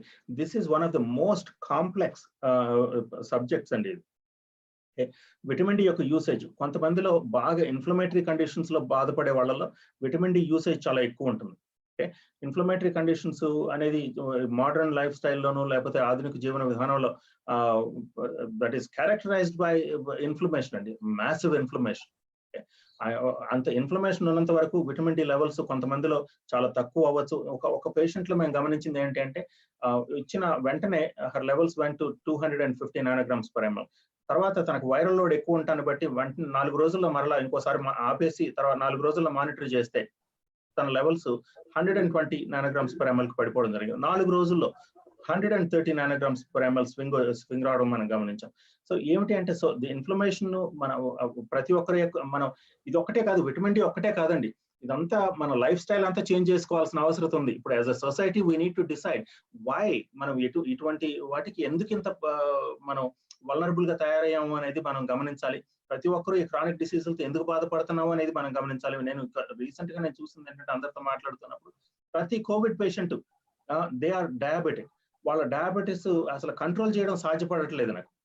వాళ్ళకి ఎన్నిసార్లు చెప్పినా నీరసం వస్తుందని చెప్పి తినేయడం, ఇదంతా చాలా అంటే విచిత్రమైన పరిస్థితి ఇండియాలో ఉంది. దాదాపుగా బ్లడ్ షుగర్ లెవెల్స్ ఏమో దే ఆర్ నాట్ బడ్జింగ్. దాదాపు 300, 400, 500 ఉంటాం గమనిస్తాం. ఆ 300, 500 ఉన్న క్రమంలో that triggers another inflammatory pathway in the body. There is something called IL-17 pathway. IL-17 అనేది one of the most inflammatory cytokine. So దానికి అగ్నికి ఆజ్యం పోసినట్టు, అంటే డయాబెటీస్ ఉన్నప్పుడు దాని షుగర్ లెవెల్స్ మనం కంట్రోల్ చేసుకోకపోతే అగ్నికి ఆజ్యం పోసినట్టు అయ్యి ఇంకా ఈ లక్షణాలు ఇంకా ఎక్కువ అయ్యే ఛాన్స్ ఉంటుంది. మీరు ప్రతి 2 నెలల్లో మీరు చెక్ చేయించుకుని మీరు సరిగ్గా మీరు హెల్తీగా ఉండాలి అంటే 100 nanograms per ml దగ్గర మెయింటైన్ చేయాల్సింది ప్రతి ఒక్కరి బాధ్యత. ఓకే, థ్యాంక్ యూ అండి. మేబీ ఇందాక స్పెషల్ కేటగిరీలో చెప్తున్నప్పుడు ఒకళ్ళు చాట్ లో కూడా పెట్టారు, థైరాయిడ్ కూడా ఒక కామన్ ఎక్కువ ప్రాబ్లం ఫేస్ అవుతున్న వాళ్ళు ఉన్నారు. So it is the same applicable for all, వాళ్ళకి కూడా అదే అప్లికబుల్ అవుతుందండి? అబ్సల్యూట్లీ అండి. థైరాయిడ్ కండిషన్స్ లో కూడా vitamin D deficiency is very much implicated. Vitamin D ఇప్పుడు విటమిన్ డి ప్రతి ఒక్క సిస్టమ్ ని మన బాడీలో నియంత్రిస్తుంది అనేది అది స్పష్టం అండి. ఓకే, థ్యాంక్ యూ డాక్టర్ గారు.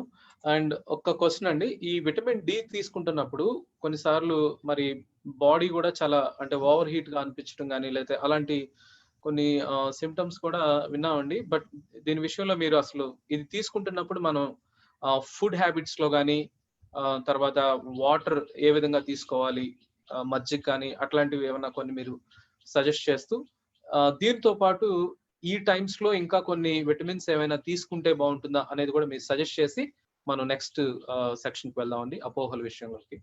తప్పకుండా అండి.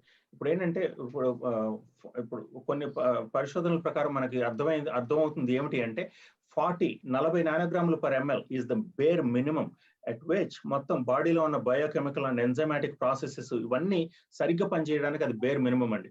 ఇంతకు ముందు దాదాపుగా 10, 8, 9 ఉన్న వాళ్ళు వెంటనే క్విక్ గా దీన్ని పైకి కరెక్ట్ చేసే క్రమంలో 40 నానోగ్రాములు పర్ ఎంఎల్ కి అది రీచ్ అయిన క్రమంలో బాడీ అన్ని ఎంజైమాటిక్ సిస్టమ్స్ ని మళ్ళీ రీస్టార్ట్ చేయడం, ఇవన్నీ మరి అంటే సరిగ్గా పనిచేయాల్సిన రీతిలో పనిచేయడం, ఆ బాడీ ఒక నియంత్రణలో పనిచేయడం అనేది జరుగుతున్న క్రమంలో వాటర్ యూసేజ్ ఎక్కువ ఉంటుందండి. డీహైడ్రేషన్ ఇస్ అదొక చాలా పెద్ద రిస్క్ ఫ్యాక్టర్ దీంట్లో. ఒకవేళ విటమిన్ డి ఎక్కువ తీసుకుంటున్న సమయంలో మీకు తలనొప్పులు కానీ ఇటువంటి ఏమైనా వస్తే మీ వాటర్ లెవెల్ ని చూసుకోండి. వాటర్ సరిగ్గా తీసుకుంటున్నారో లేదో చూసుకోండి. నేను చెప్పేది ఏంటంటే అందరికి సజెస్ట్ చేసేది ఏంటంటే drink 1 glass of water every 30 minutes. Okay, అది ఏంటంటే ఒకటేసారి మీరు ఒక గజల్ చేయడం వల్ల ఏమవుతుందంటే that water will go right through you. మీరు అంటే ఆ వాటర్ ని మీరు ఎలిమినేట్ చేయడం, ఆ ఎలిమినేట్ చేసే క్రమంలో మీరు ఇంకా మినరల్స్ కోల్పోవడం జరుగుతుంది. అలా కాకుండా స్లోగా సిప్ చేయండి. అలాగే ఇప్పుడు ఇందాక చెప్పాను డయాబెటిక్ పేషెంట్స్ కి షుగర్ కంట్రోల్ చేయడం చాలా కష్టం అవుతుంది అని చెప్పి. అందుకని చెప్పి I'm strongly suggesting intermediate fasting. So confine your feeding to only 6 to 7 hours a day. So 10 AM కి లేట్ బ్రేక్ఫాస్ట్ చేస్తే ఎర్లీ డిన్నర్ 5 PM కి తినేసేయండి. అలాగే లంచ్ ని కంప్లీట్ గా స్కిప్ చేసేయండి.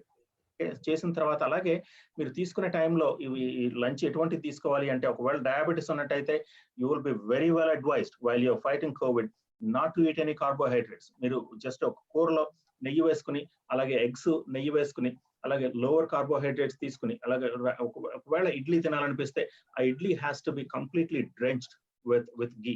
ఎందుకంటే what we need to do is we need to suppress the insulin response. అలాగే vitamin D ఎక్కువ అవుతున్నప్పుడు మీరు చూస్తారు డయాబెటిక్స్ అయితే కనుక మీ డయాబెటిస్ పాజిటివ్ గా రెస్పాండ్ అవ్వడం మీరు తప్పకుండా గమనిస్తారు. అది జాగ్రత్తగా చూసుకుంటూ ఉండండి. మీరు షుగర్ లెవెల్స్ చెక్ చేసుకోకుండా మీరు మెడిసిన్ వేసుకోవద్దు. ఎందుకంటే దాదాపుగా అంటే ఇది సరైన క్రమంలో మొత్తం మీ ప్రాసెస్ అనే సరైన క్రమంలో you may suffer hypoglycaemia. So అందుకని చెప్పి డెఫినెట్ గా మీరు షుగర్ లెవెల్స్ చెక్ చేసుకున్న తర్వాతే మందులు వేసుకోవడం అనేది చేయండి. ఇంకోటి నీళ్లు తాగడంలో పసుపు అనేది దీంట్లో ఈ డిసీజ్ లో ఒక ఫీచర్ ఏమిటి అంటే సైటోకైన్ స్టార్మ్. అది నియంత్రణ లేకుండా పనిచేసే ఇమ్యూన్ సిస్టమ్ లో ఈ సైటోకైన్స్ అనేవి విపరీతంగా పెరిగిపోవడం వల్ల లంగ్స్ లో డ్యామేజ్ జరుగుతుంది అని చెప్పాను. విటమిన్ డి ఆ సైటోకైన్ స్టార్మ్ ని స్పష్టంగా నియంత్రిస్తుంది. There is no question about that.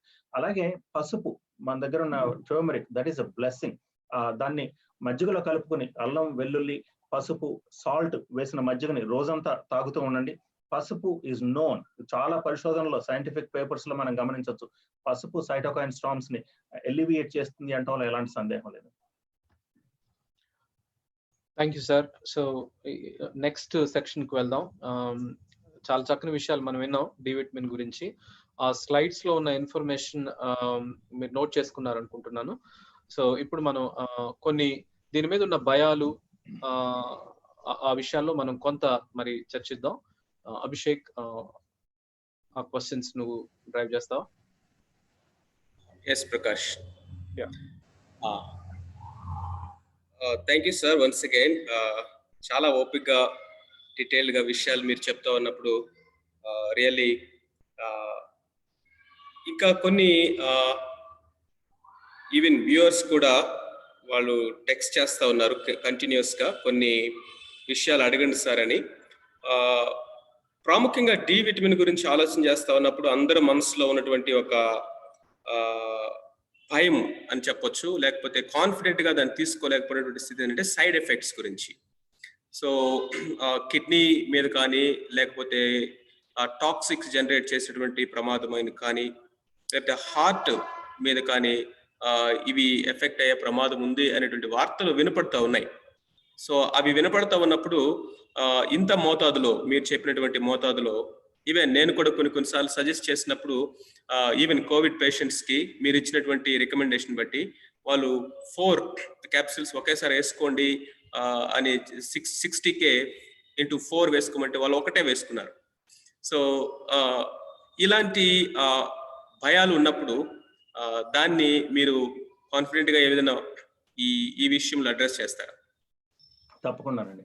Vitamin D toxicity అనేది వెరీ మిస్అండర్స్టూడ్ కాన్సెప్ట్ అండి. అది చాలా దాని మీద ఉన్న అవగాహన చాలా వరకు తప్పు అంటంలో ఎలాంటి సందేహం లేదు. ఎందుకు అంటే విటమిన్ డి టాక్సిసిటీ అనేది 30-40 సంవత్సరాల క్రితం కాయిన్ చేసిన టర్మ్ అది.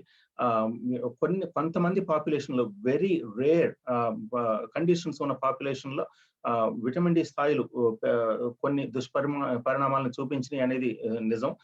అలాగే విటమిన్ డిలో అమెరికాలో మనం చూస్తే విటమిన్ డి అనేది 2 రకాలుగా దొరుకుతుంది. విటమిన్ D2 అని ఒకటి ఉంటుంది, అది ఎర్గోకాల్సిఫెరాల్ అంటారు. విటమిన్ D3 అని ఒకటి ఉంటుంది, అది కోలికాల్సిఫెరాల్ అంటారు. విటమిన్ D3 బాడీ న్యాచురల్ గా జనరేట్ చేసే విటమిన్ అండి. ఒకవేళ మనం ఎండలోకి వెళ్ళినప్పుడు బాడీలో శరీరంలో ఉన్న కొలెస్ట్రాల్ తో అల్ట్రావైలెట్ రేస్ ఇంటరాక్ట్ అవడం ద్వారా తయారయ్యేది కోలికాల్సిఫెరాల్ విటమిన్ D3. కానీ విటమిన్ D2 తో ప్రాబ్లం ఏమిటి అంటే అది నంబర్ ను మాత్రం ఫిక్స్ చేస్తుంది. మన విటమిన్ డి స్థాయి బాగానే ఉంది అని చెప్తుంది, కానీ ఇలాంటి రెస్పిరేటరీ బెనిఫిట్స్ కానీ లేకపోతే ఈ బెనిఫిట్స్ అన్ని విటమిన్ తో లేవు అనేది మనం గమనించాల్సిన విషయం ఇక్కడ. అలాగే విటమిన్ D2 అనేది లివర్ లో ప్రాపర్ గా కన్వర్ట్ అవ్వకపోవడం మనం చూస్తాం. అది కన్వర్షన్ కి చాలా లివర్ చాలా అంటే ఎనర్జీ ఎక్స్పెండ్ చేయాల్సి ఉంటుంది. అలాగే చాలా అంటే there are several reactions that convert vitamin D2 to its usable state. So దాని కన్వర్షన్ ఎఫిషియన్సీ అంత లేనందువల్ల విటమిన్ D2 కనుక ఎక్కువ తీసుకుంటే దాంట్లో టాక్సిసిటీ పాసిబుల్. కానీ చాలా స్టడీస్ లో these two things were conflated.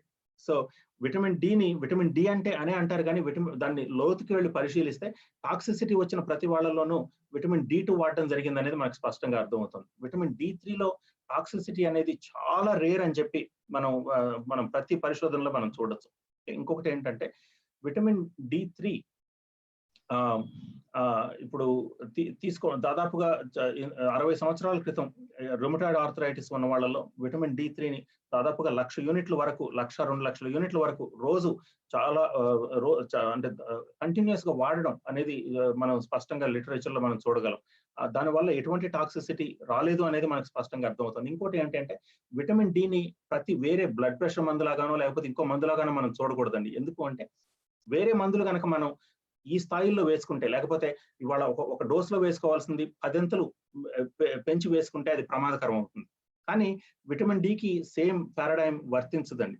Vitamin D స్థాయిలు ఒకవేళ ఈ టాక్సిసిటీ విటమిన్ డిలో టాక్సిసిటీ ఎలా అంటే విటమిన్ డి స్థాయిలు మన 300 నుంచి 400కి వెళ్ళిన క్రమంలో అది చాలా రోజులు ఆ స్థాయిల్లో ఉంటే బాడీలో కాల్షియం లెవెల్స్ పెరుగుతాయి. ఫస్ట్ వచ్చే సిమ్టమ్ అది, బాడీలో కాల్షియం లెవెల్స్ పెరుగుతాయి. ఆ కాల్షియం లెవెల్స్ పెరగడం అనేది మనం గమనిస్తే కొన్ని పరిశోధనల్లో చూస్తే కనుక దాదాపుగా 50,000 నుంచి 1,00,000 యూనిట్లు నెక్స్ట్ 6 నెలలు వేసుకున్నప్పటికీ కొంతమందిలో మాత్రమే ఇది చూడడం జరిగింది అనేది మనకు స్పష్టంగా అర్థమవుతుందండి. సో విటమిన్ డి మన దగ్గర వారానికి ఒకటి వేసుకోమని చెప్తారు. వీళ్ళు చెప్పే డాక్టర్లందరూ మనం ఆలోచించాల్సింది ఏమిటి అంటే విటమిన్ డి లెవెల్ అంత టాక్సిక్ అయితే అంత ఇదైతే కనుక 80 నుంచి 90% మంది ఎందుకు విటమిన్ డి లోపంతో బాధపడుతున్నారని మనం ఆలోచించాలండి. ఒకవేళ విటమిన్ డి లోపం ఇంత భయంకరమైన పరిణామాలకు దారి తీస్తుంది అన్నప్పుడు మనం క్లినిషియన్స్ గా డాక్టర్స్ గా మనం చేయాల్సింది ఏమిటి అంటే డ్రాయింగ్ బోర్డ్ దగ్గరికి వెళ్ళి వాట్ ఆర్ వి డూయింగ్, ఇప్పుడు ఏం చేస్తున్నాం, మనం ఇచ్చే రికమెండేషన్స్ వల్ల ఏం జరుగుతుంది. కొంతమంది వారానికి ఒకటి తీసుకోమంటారు, కొంతమంది నెలకోటి తీసుకోమంటారు. ఇంకా ఇప్పుడు వచ్చే మొత్తం ఈ వీడియోస్ అన్ని చూడటం ద్వారా కొంతమంది డాక్టర్లు they are even prescribing once a day. అది శుభమైన పరిణామమే, కానీ కోవిడ్ పేషెంట్స్ లో వాళ్ళు ఇది మాత్రం అది సరిపోదు, ఆ డోస్ సరిపోదు అనేది స్పష్టం.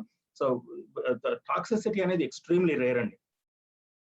ఒక వైటమిన్ డి రీసెర్చర్ చెప్పింది ఏమిటి అంటే విటమిన్ డి టాక్సిసిటీ గురించి ఆలోచించడం ఎలా ఉంటుంది అంటే ఒక పర్సన్ ఒక ఎడారిలో గొంతెండిపోతా ఉన్నప్పుడు ఒక గ్లాస్ నీళ్లు తనకు దొరికితే ఆ గ్లాస్ నీళ్లు తాగితే మనం డ్రౌన్ అయిపోతామేమో లేకపోతే మునిగి చచ్చిపోతామేమో అనే ఆ యొక్క కన్సర్న్ ఎంత అర్థం లేనిదో విటమిన్ డి తక్కువ ఉన్న వాళ్ళలో విటమిన్ డి అగ్రెసివ్ కరెక్షన్ చేసేటప్పుడు వాళ్ళలో దుష్పరిణామాలు వస్తాయనేది అంత అర్థం లేని కన్సర్న్. Absolutely, sir. So, మీరు చేసిన example I think it summed up everything.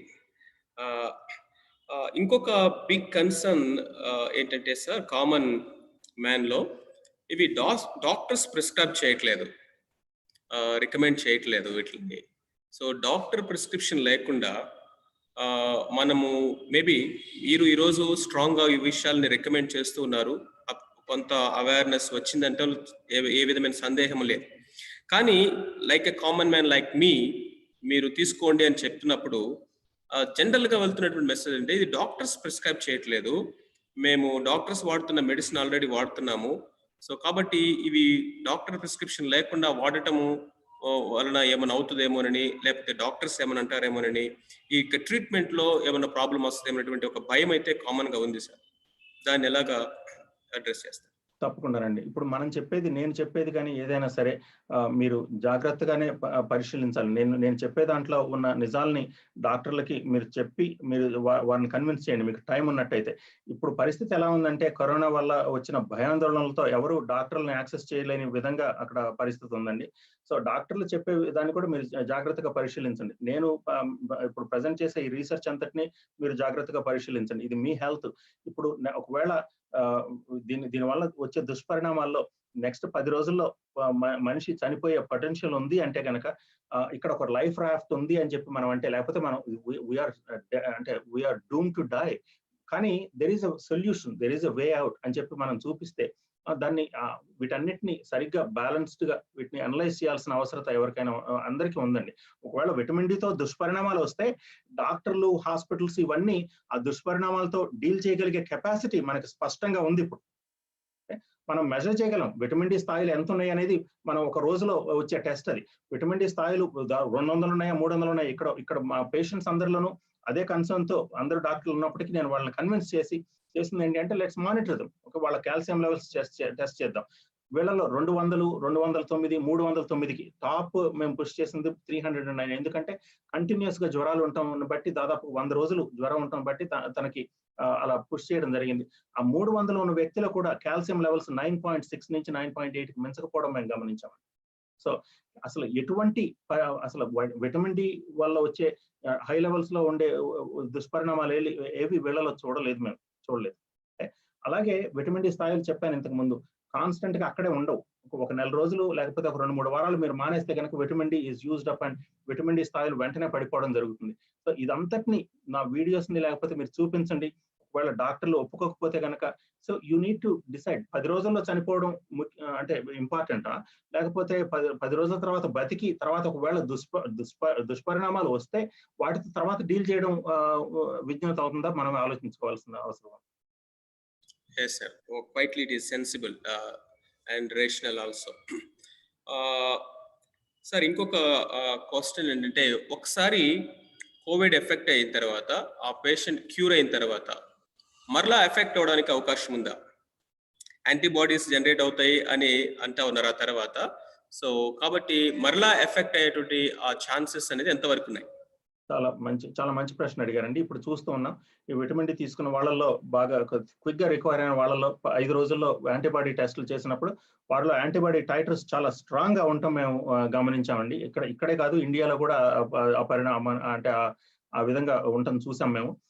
Antibodies తర్వాత మొదట వచ్చిన రిపోర్ట్ల ప్రకారం మనం గమనించేది ఏమిటి అంటే, చైనాలో కానీ ఇటలీలో కానీ ఈ యాంటీబాడీస్ వచ్చిన వాళ్ళలో 2 నెలల్లో ఆ యాంటీబాడీస్ మాయమైపోవడం, లేకపోతే ఆ యాంటీబాడీస్ డ్యూరబిలిటీ ఓన్లీ 2 months ఉండటం మనం గమనిస్తామండి.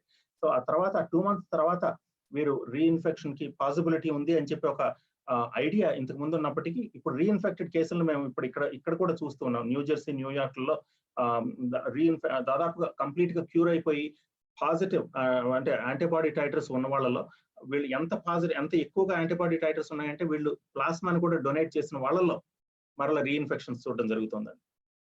ఇప్పుడు దీంట్లో మనం గమనించాల్సింది ఏంటి అంటే, విటమిన్ డి స్థాయిల్ని సరిగ్గా చేసుకున్న వాళ్ళలో అసలు దాదాపు మా ఎంప్లాయీస్ అందరిలోనూ లేకపోతే ఫ్రంట్ లైన్ లో పనిచేసే వాళ్ళలో డాక్టర్స్ అందరిలో మా డాక్టర్ ఫ్రెండ్స్ లో even though they are working on the front lines వీళ్ళందరూ విటమిన్ డి స్థాయిల్ని సరిగ్గా పరిరక్షించుకోవడం వల్ల వీరిలో ఇన్ఫెక్షన్ ని మేము చూడలేదు. Okay sir, thank you sir. ఇంకొక క్వశ్చన్ ఏంటంటే సార్, ఇప్పుడు we're listening to lot of news sir. అంటే వ్యాక్సిన్ వచ్చేస్తుందని, రెడీ అయిపోయిందని కొంతమంది, విత్ ఇన్ ఫ్యూ డేస్లో అవైలబుల్ అని కొంతమంది, ఈవెన్ కొన్నిసార్లు మెడికేషన్ కూడా అంటే మెడిసిన్ మా దగ్గర ఉంది అది పక్కాగా క్యూర్ అయ్యేటటువంటి మెడిసిన్ మా దగ్గర ఉంది అనేటువంటి ఈ క్లెయిమ్స్ మనం వింటా ఉన్నాం. In the midst of such claims వాటి యొక్క డిపెండబిలిటీ లేకపోతే వాటిని ఎంతవరకు మనం నమ్మొచ్చు, ఆధారపడొచ్చు అని అంటారు? చాలా మంచి ప్రశ్న అడిగారండి. వ్యాక్సిన్ గురించి మాట్లాడాలి అంటే వ్యాక్సిన్ ఇప్పుడు ఏం చేయాలి? వ్యాక్సిన్ యాంటీబాడీ రెస్పాన్స్ ని ట్రిగ్గర్ చేయాలి. ఓకే. సో తర్వాత టీ సెల్ మీడియేటెడ్ ఇమ్యూనిటీని వ్యాక్సిన్ ట్రిగ్గర్ చేయాలి. సో అది ఇప్పుడే అనుకున్నాం మనం, కొన్ని స్టడీస్ లో మేము చూసాం వ్యాక్సిన్ యొక్క అంటే లేకపోతే యాంటీబాడీ రెస్పాన్స్ యొక్క డ్యూరబిలిటీ అంత లేదు అని చెప్పేది మనం స్పష్టంగా చూడొచ్చు. సో అది ఆ న్యూస్ కాంటెక్స్ట్ లో కనుక మనం వ్యాక్సిన్ ని పరిశీలిస్తే మనం చాలా అంటే ఆందోళనకరమైన విషయం అది. ఎందుకంటే యాంటీబాడీస్ 2 నెలల కంటే ఎక్కువ ఉండకపోతే తర్వాత సంగతి ఏమిటి అనేది మనం అందరూ ఆలోచించాల్సిన విషయమేనండి. ఇప్పుడు క్యూర్ ఉందో లేకపోతే క్యూర్ లేదో అనేది మనం ఇప్పుడు చూస్తే ఇప్పుడు ఎంత భయంకరంగా ఇది స్ప్రెడ్ అవుతుంది, ఎవరికి అర్థం కాకుండా దీని యొక్క రిజల్ట్స్ లేకపోతే దీని యొక్క పరిణామాలు ప్రాణాంతకంగా ఉంటూ ఉన్నాయి అనేది మనం స్పష్టంగా చూడాల్సిన అవసరం కూడా ఉంది. అలాగే ఇప్పుడు వ్యాక్సిన్ వస్తే ఆ యాంటీబాడీ రెస్పాన్స్ రావడానికి కూడా మీ ఇమ్యూన్ సిస్టమ్ సరిగ్గా పనిచేయాలి. ఓకే. ఇమ్యూన్ సిస్టమ్ సరిగ్గా పనిచేయాలి అంటే విటమిన్ డి యొక్క ఆవశ్యకత ఎంత ఉంది. ఒకవేళ ఇప్పుడు వ్యాక్సిన్ తీసుకున్నప్పటికీ విటమిన్ డి స్థాయిలు సరిగ్గా లేని వాళ్ళలో యాంటీబాడీ రెస్పాన్స్ అంతగా రాకపోవచ్చు. So we do not know. ఇప్పుడు there are so many unknowns.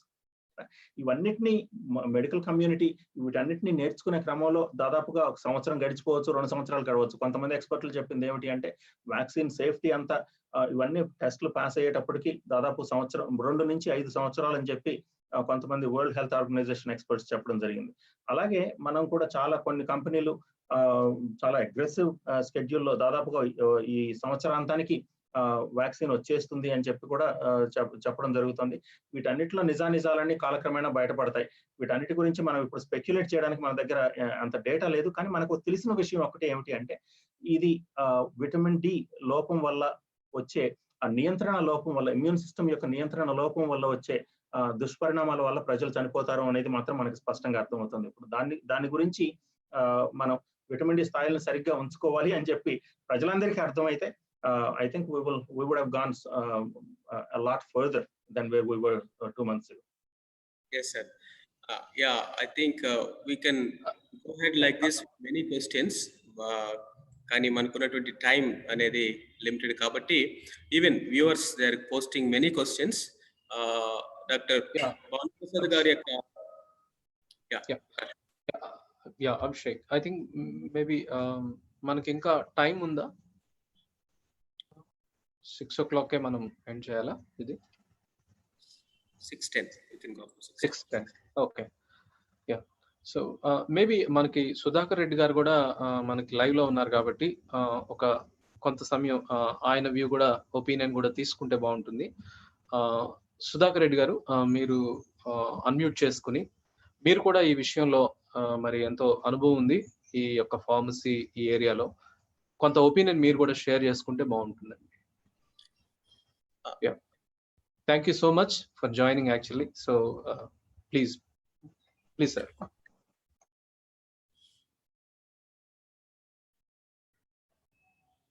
Mute లో ఉందన్నా, అన్మ్యూట్ చేయండి. Yeah. Am I audible, Abhishek? Yes అన్న, you're audible. Go ahead. Okay. చాలా విషయాలు చూసాం మనము డాక్టర్ గారు చెప్పిన వాటన్నిటి విషయాల్లోనూ. ఇంపార్టెంట్ ఫ్యాక్టర్ ఏంటి అంటే డాక్టర్ గారు చెప్పిన విషయంలో vitamin D3 is an anabolic activity enhancer. అంటే ఎనబాలిజం, కెటబాలిజం ఈ రెండు జరుగుతూ ఉంటాయి బాడీలో. Anabolism is like it is building the body.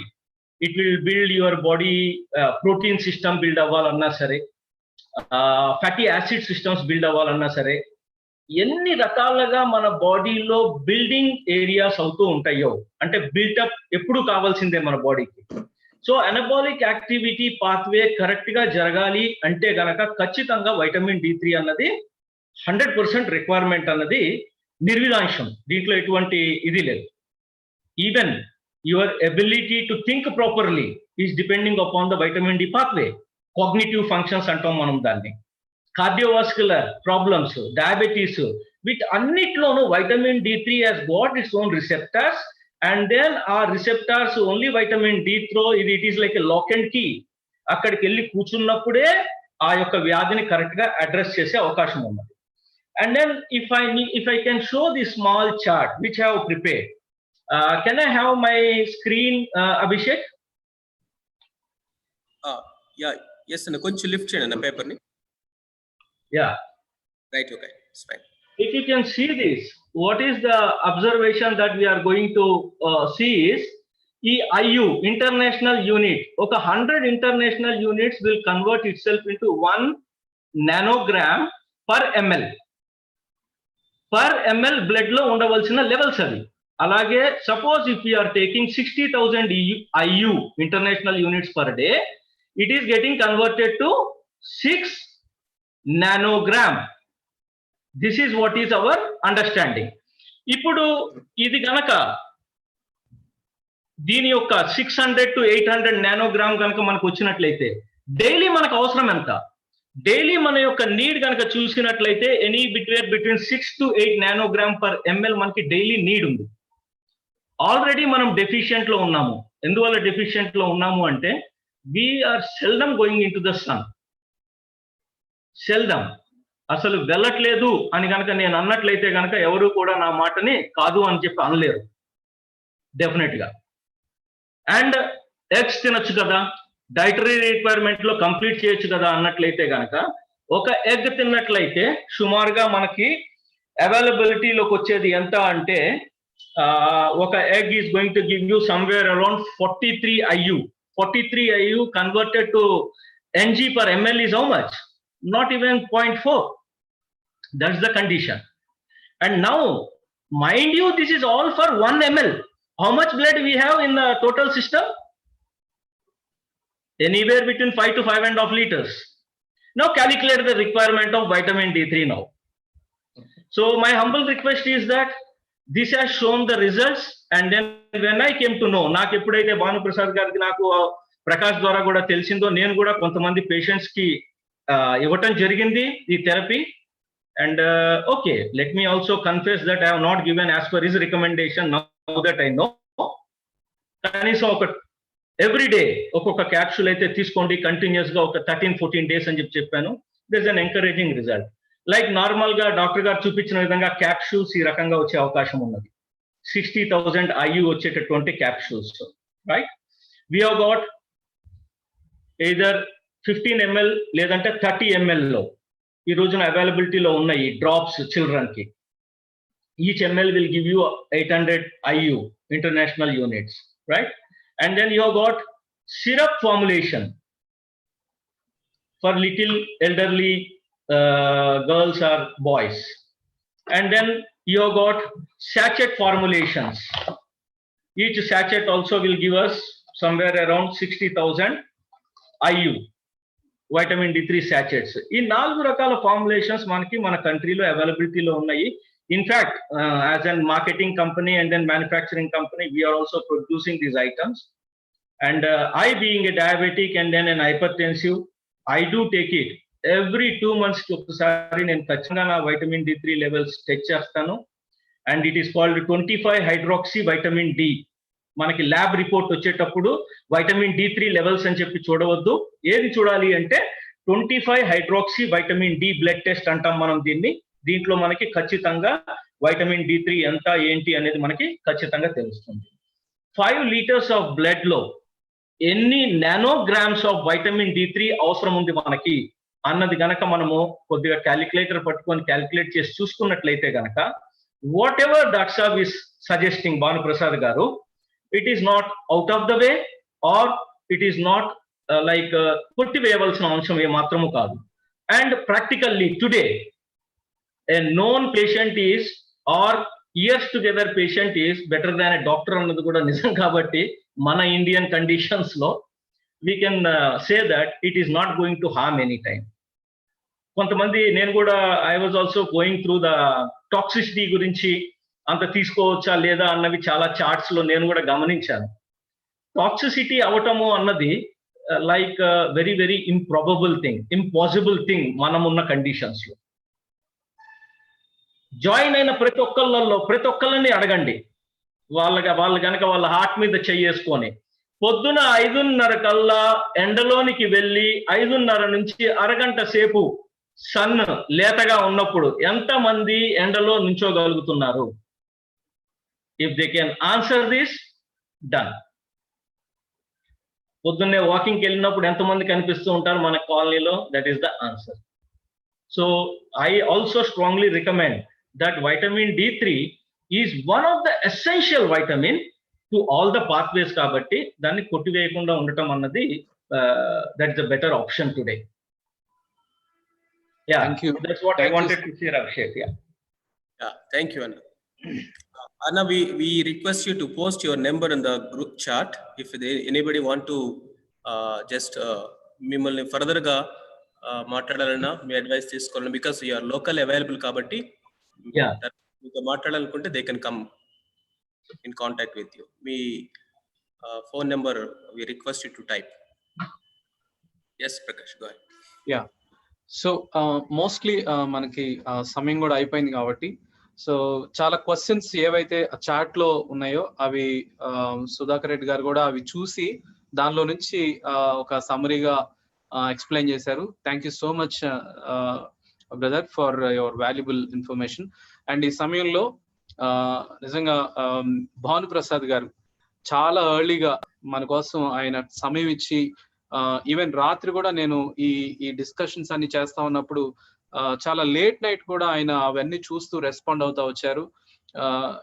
నా మటుకైతే ఖచ్చితంగా చెప్పగలను, it's really wonderful work that brother is doing.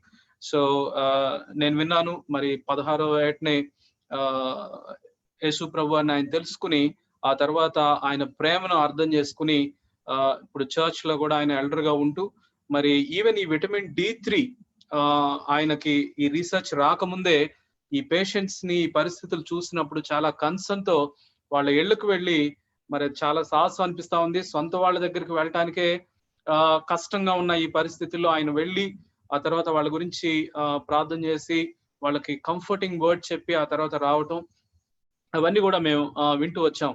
So it's really appreciable ministry as well that you are doing brother. So definitely we appreciate and we definitely will pray. ఈ పరిస్థితులు అన్నిట్లో కూడా ఖచ్చితంగా ఒకటి ఏమర్థం అవుతా ఉందంటే, ఈవెన్ లీడర్స్ కూడా ఒకే మాట చెప్తా ఉన్నారు, నౌ చేతులు ఎత్తేసిన పరిస్థితులు, only God has to help us.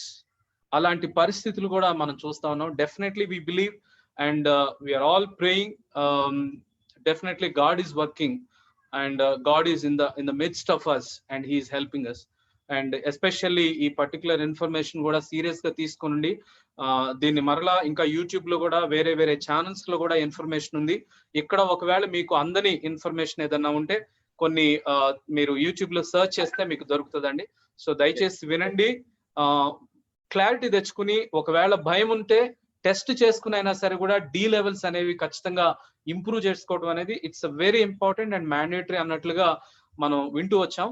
So thank you so much Bhanuprasad గారు అండ్ సుధాకర్ రెడ్డి గారు అండ్ ఎస్పెషల్లీ బ్రదర్ ప్రకాష్, ఆయన షేర్ చేసుకుని ముందుకు వచ్చి చక్కగా షేర్ చేసుకున్నారు. So thank you so much అండి. సో పార్టిసిపేట్స్ అందరికి కూడా thank you so much for joining and thank you Abhishek and every one. So ఈ సమయంలో ఇంతటితో ముగించుకుంటాం. చివరిగా మన మధ్యలో ఉన్న పాస్టర్ శ్రీనివాస్ రెడ్డి గారు ఫైనల్ గా ప్రార్థన చేసి మన ఫ్యామిలీస్ గురించి, మన పిల్లల గురించి, పెద్దవాళ్ళ గురించి, మన దేశం గురించి కూడా ఒక స్మాల్ ప్రేయర్ చేస్తే మనం ఈ యొక్క సెషన్ ని క్లోజ్ చేసుకుందామండి. సో పాస్టర్ శ్రీనివాస్ రెడ్డి గారు ఫ్రమ్ విజయవాడ. జోసెఫ్ గ్లోరీ అనే నేమ్ తో ఉన్నది, ఒకసారి అన్మ్యూట్ చేయండి. We need healing. Our families and communities, even our nation is in need of great healing. So we wanted to pray and bless our nation. Joseph Anna?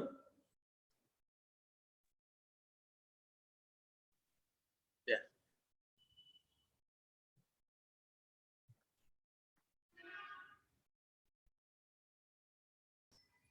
And before that, Abhishek, can we call out like ఈ Zoom 1000 members దాకా మన membership ఉన్న ఈ account కి మనకి ఈ టైంలో వాళ్ళు హోస్ట్ చేశారు. So brother Yohan and you can mention few names. Prakash for reminding that. Brother Varaprasad from Saudi నుంచి మనకి ఇమీడియట్ గా రెస్పాండ్ అయ్యి అన్న ఈ యొక్క common cause and needful cause కొరకు వారు ఇమీడియట్ గా వేరే మీటింగ్ ఉన్నప్పటికీ కూడా ఈ మనకు ఉన్నటువంటి అవైలబుల్ స్లాట్ ని మనకి ఇవ్వడానికి ఇష్టపడ్డారు అన్న. థ్యాంక్ యూ వెరీ మచ్ అన్న. Thank you very much for your help, a timely help. Welcome. Always supported for God's ministry. Thank you.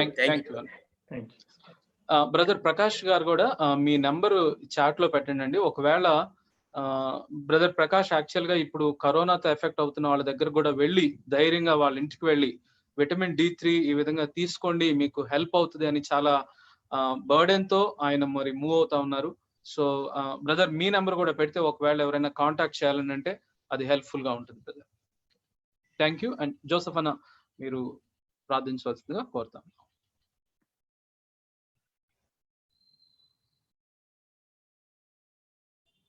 అన్న మీ ఆడియో వినిపించట్లేదన్నా?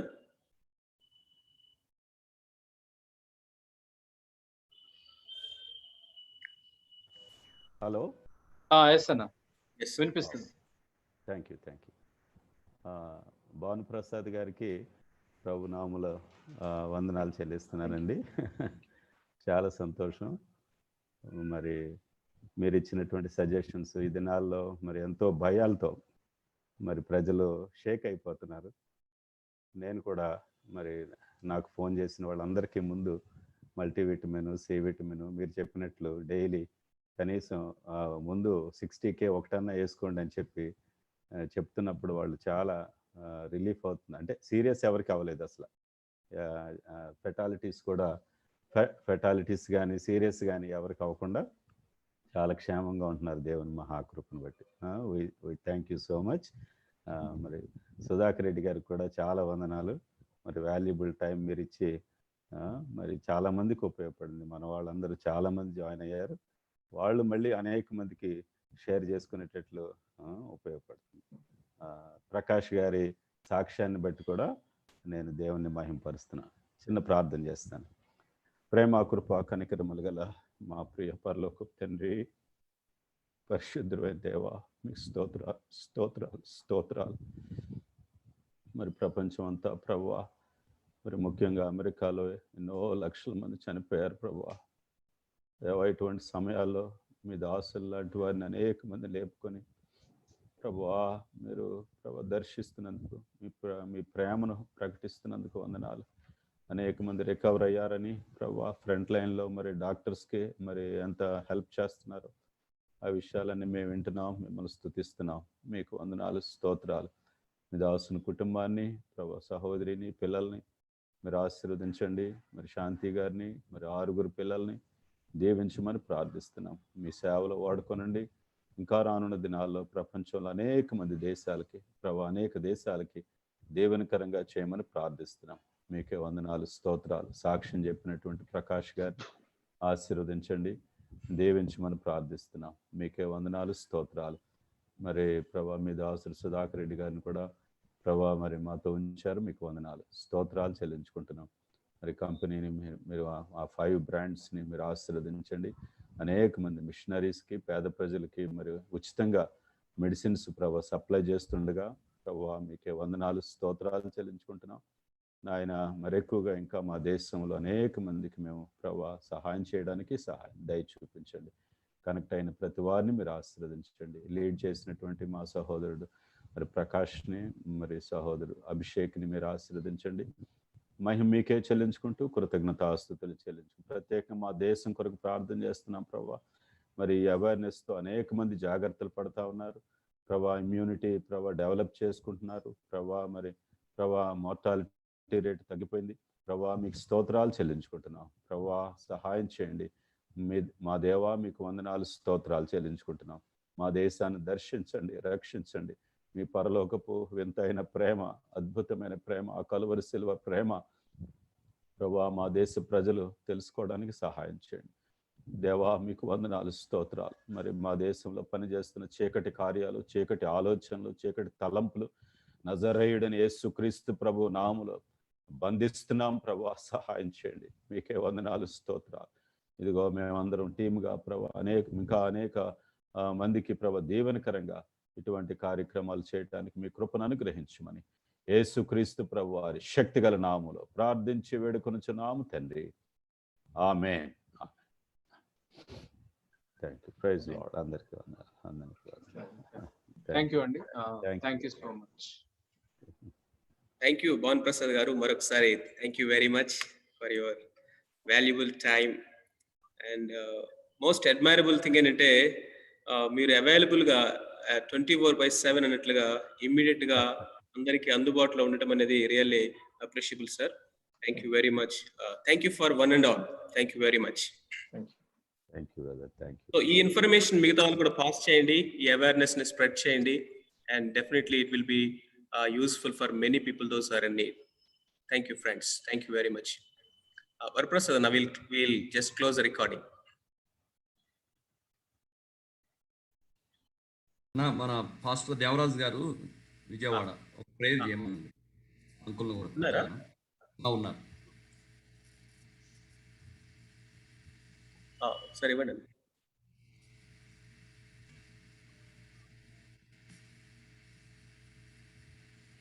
కోహోస్ట్ చేశాను. దేవుని దాసులు జోసెఫ్ గారు ప్రార్థన చేశారు, చాలు పర్వాలేదండి. భానుప్రసాద్ గారికి వందనాలు.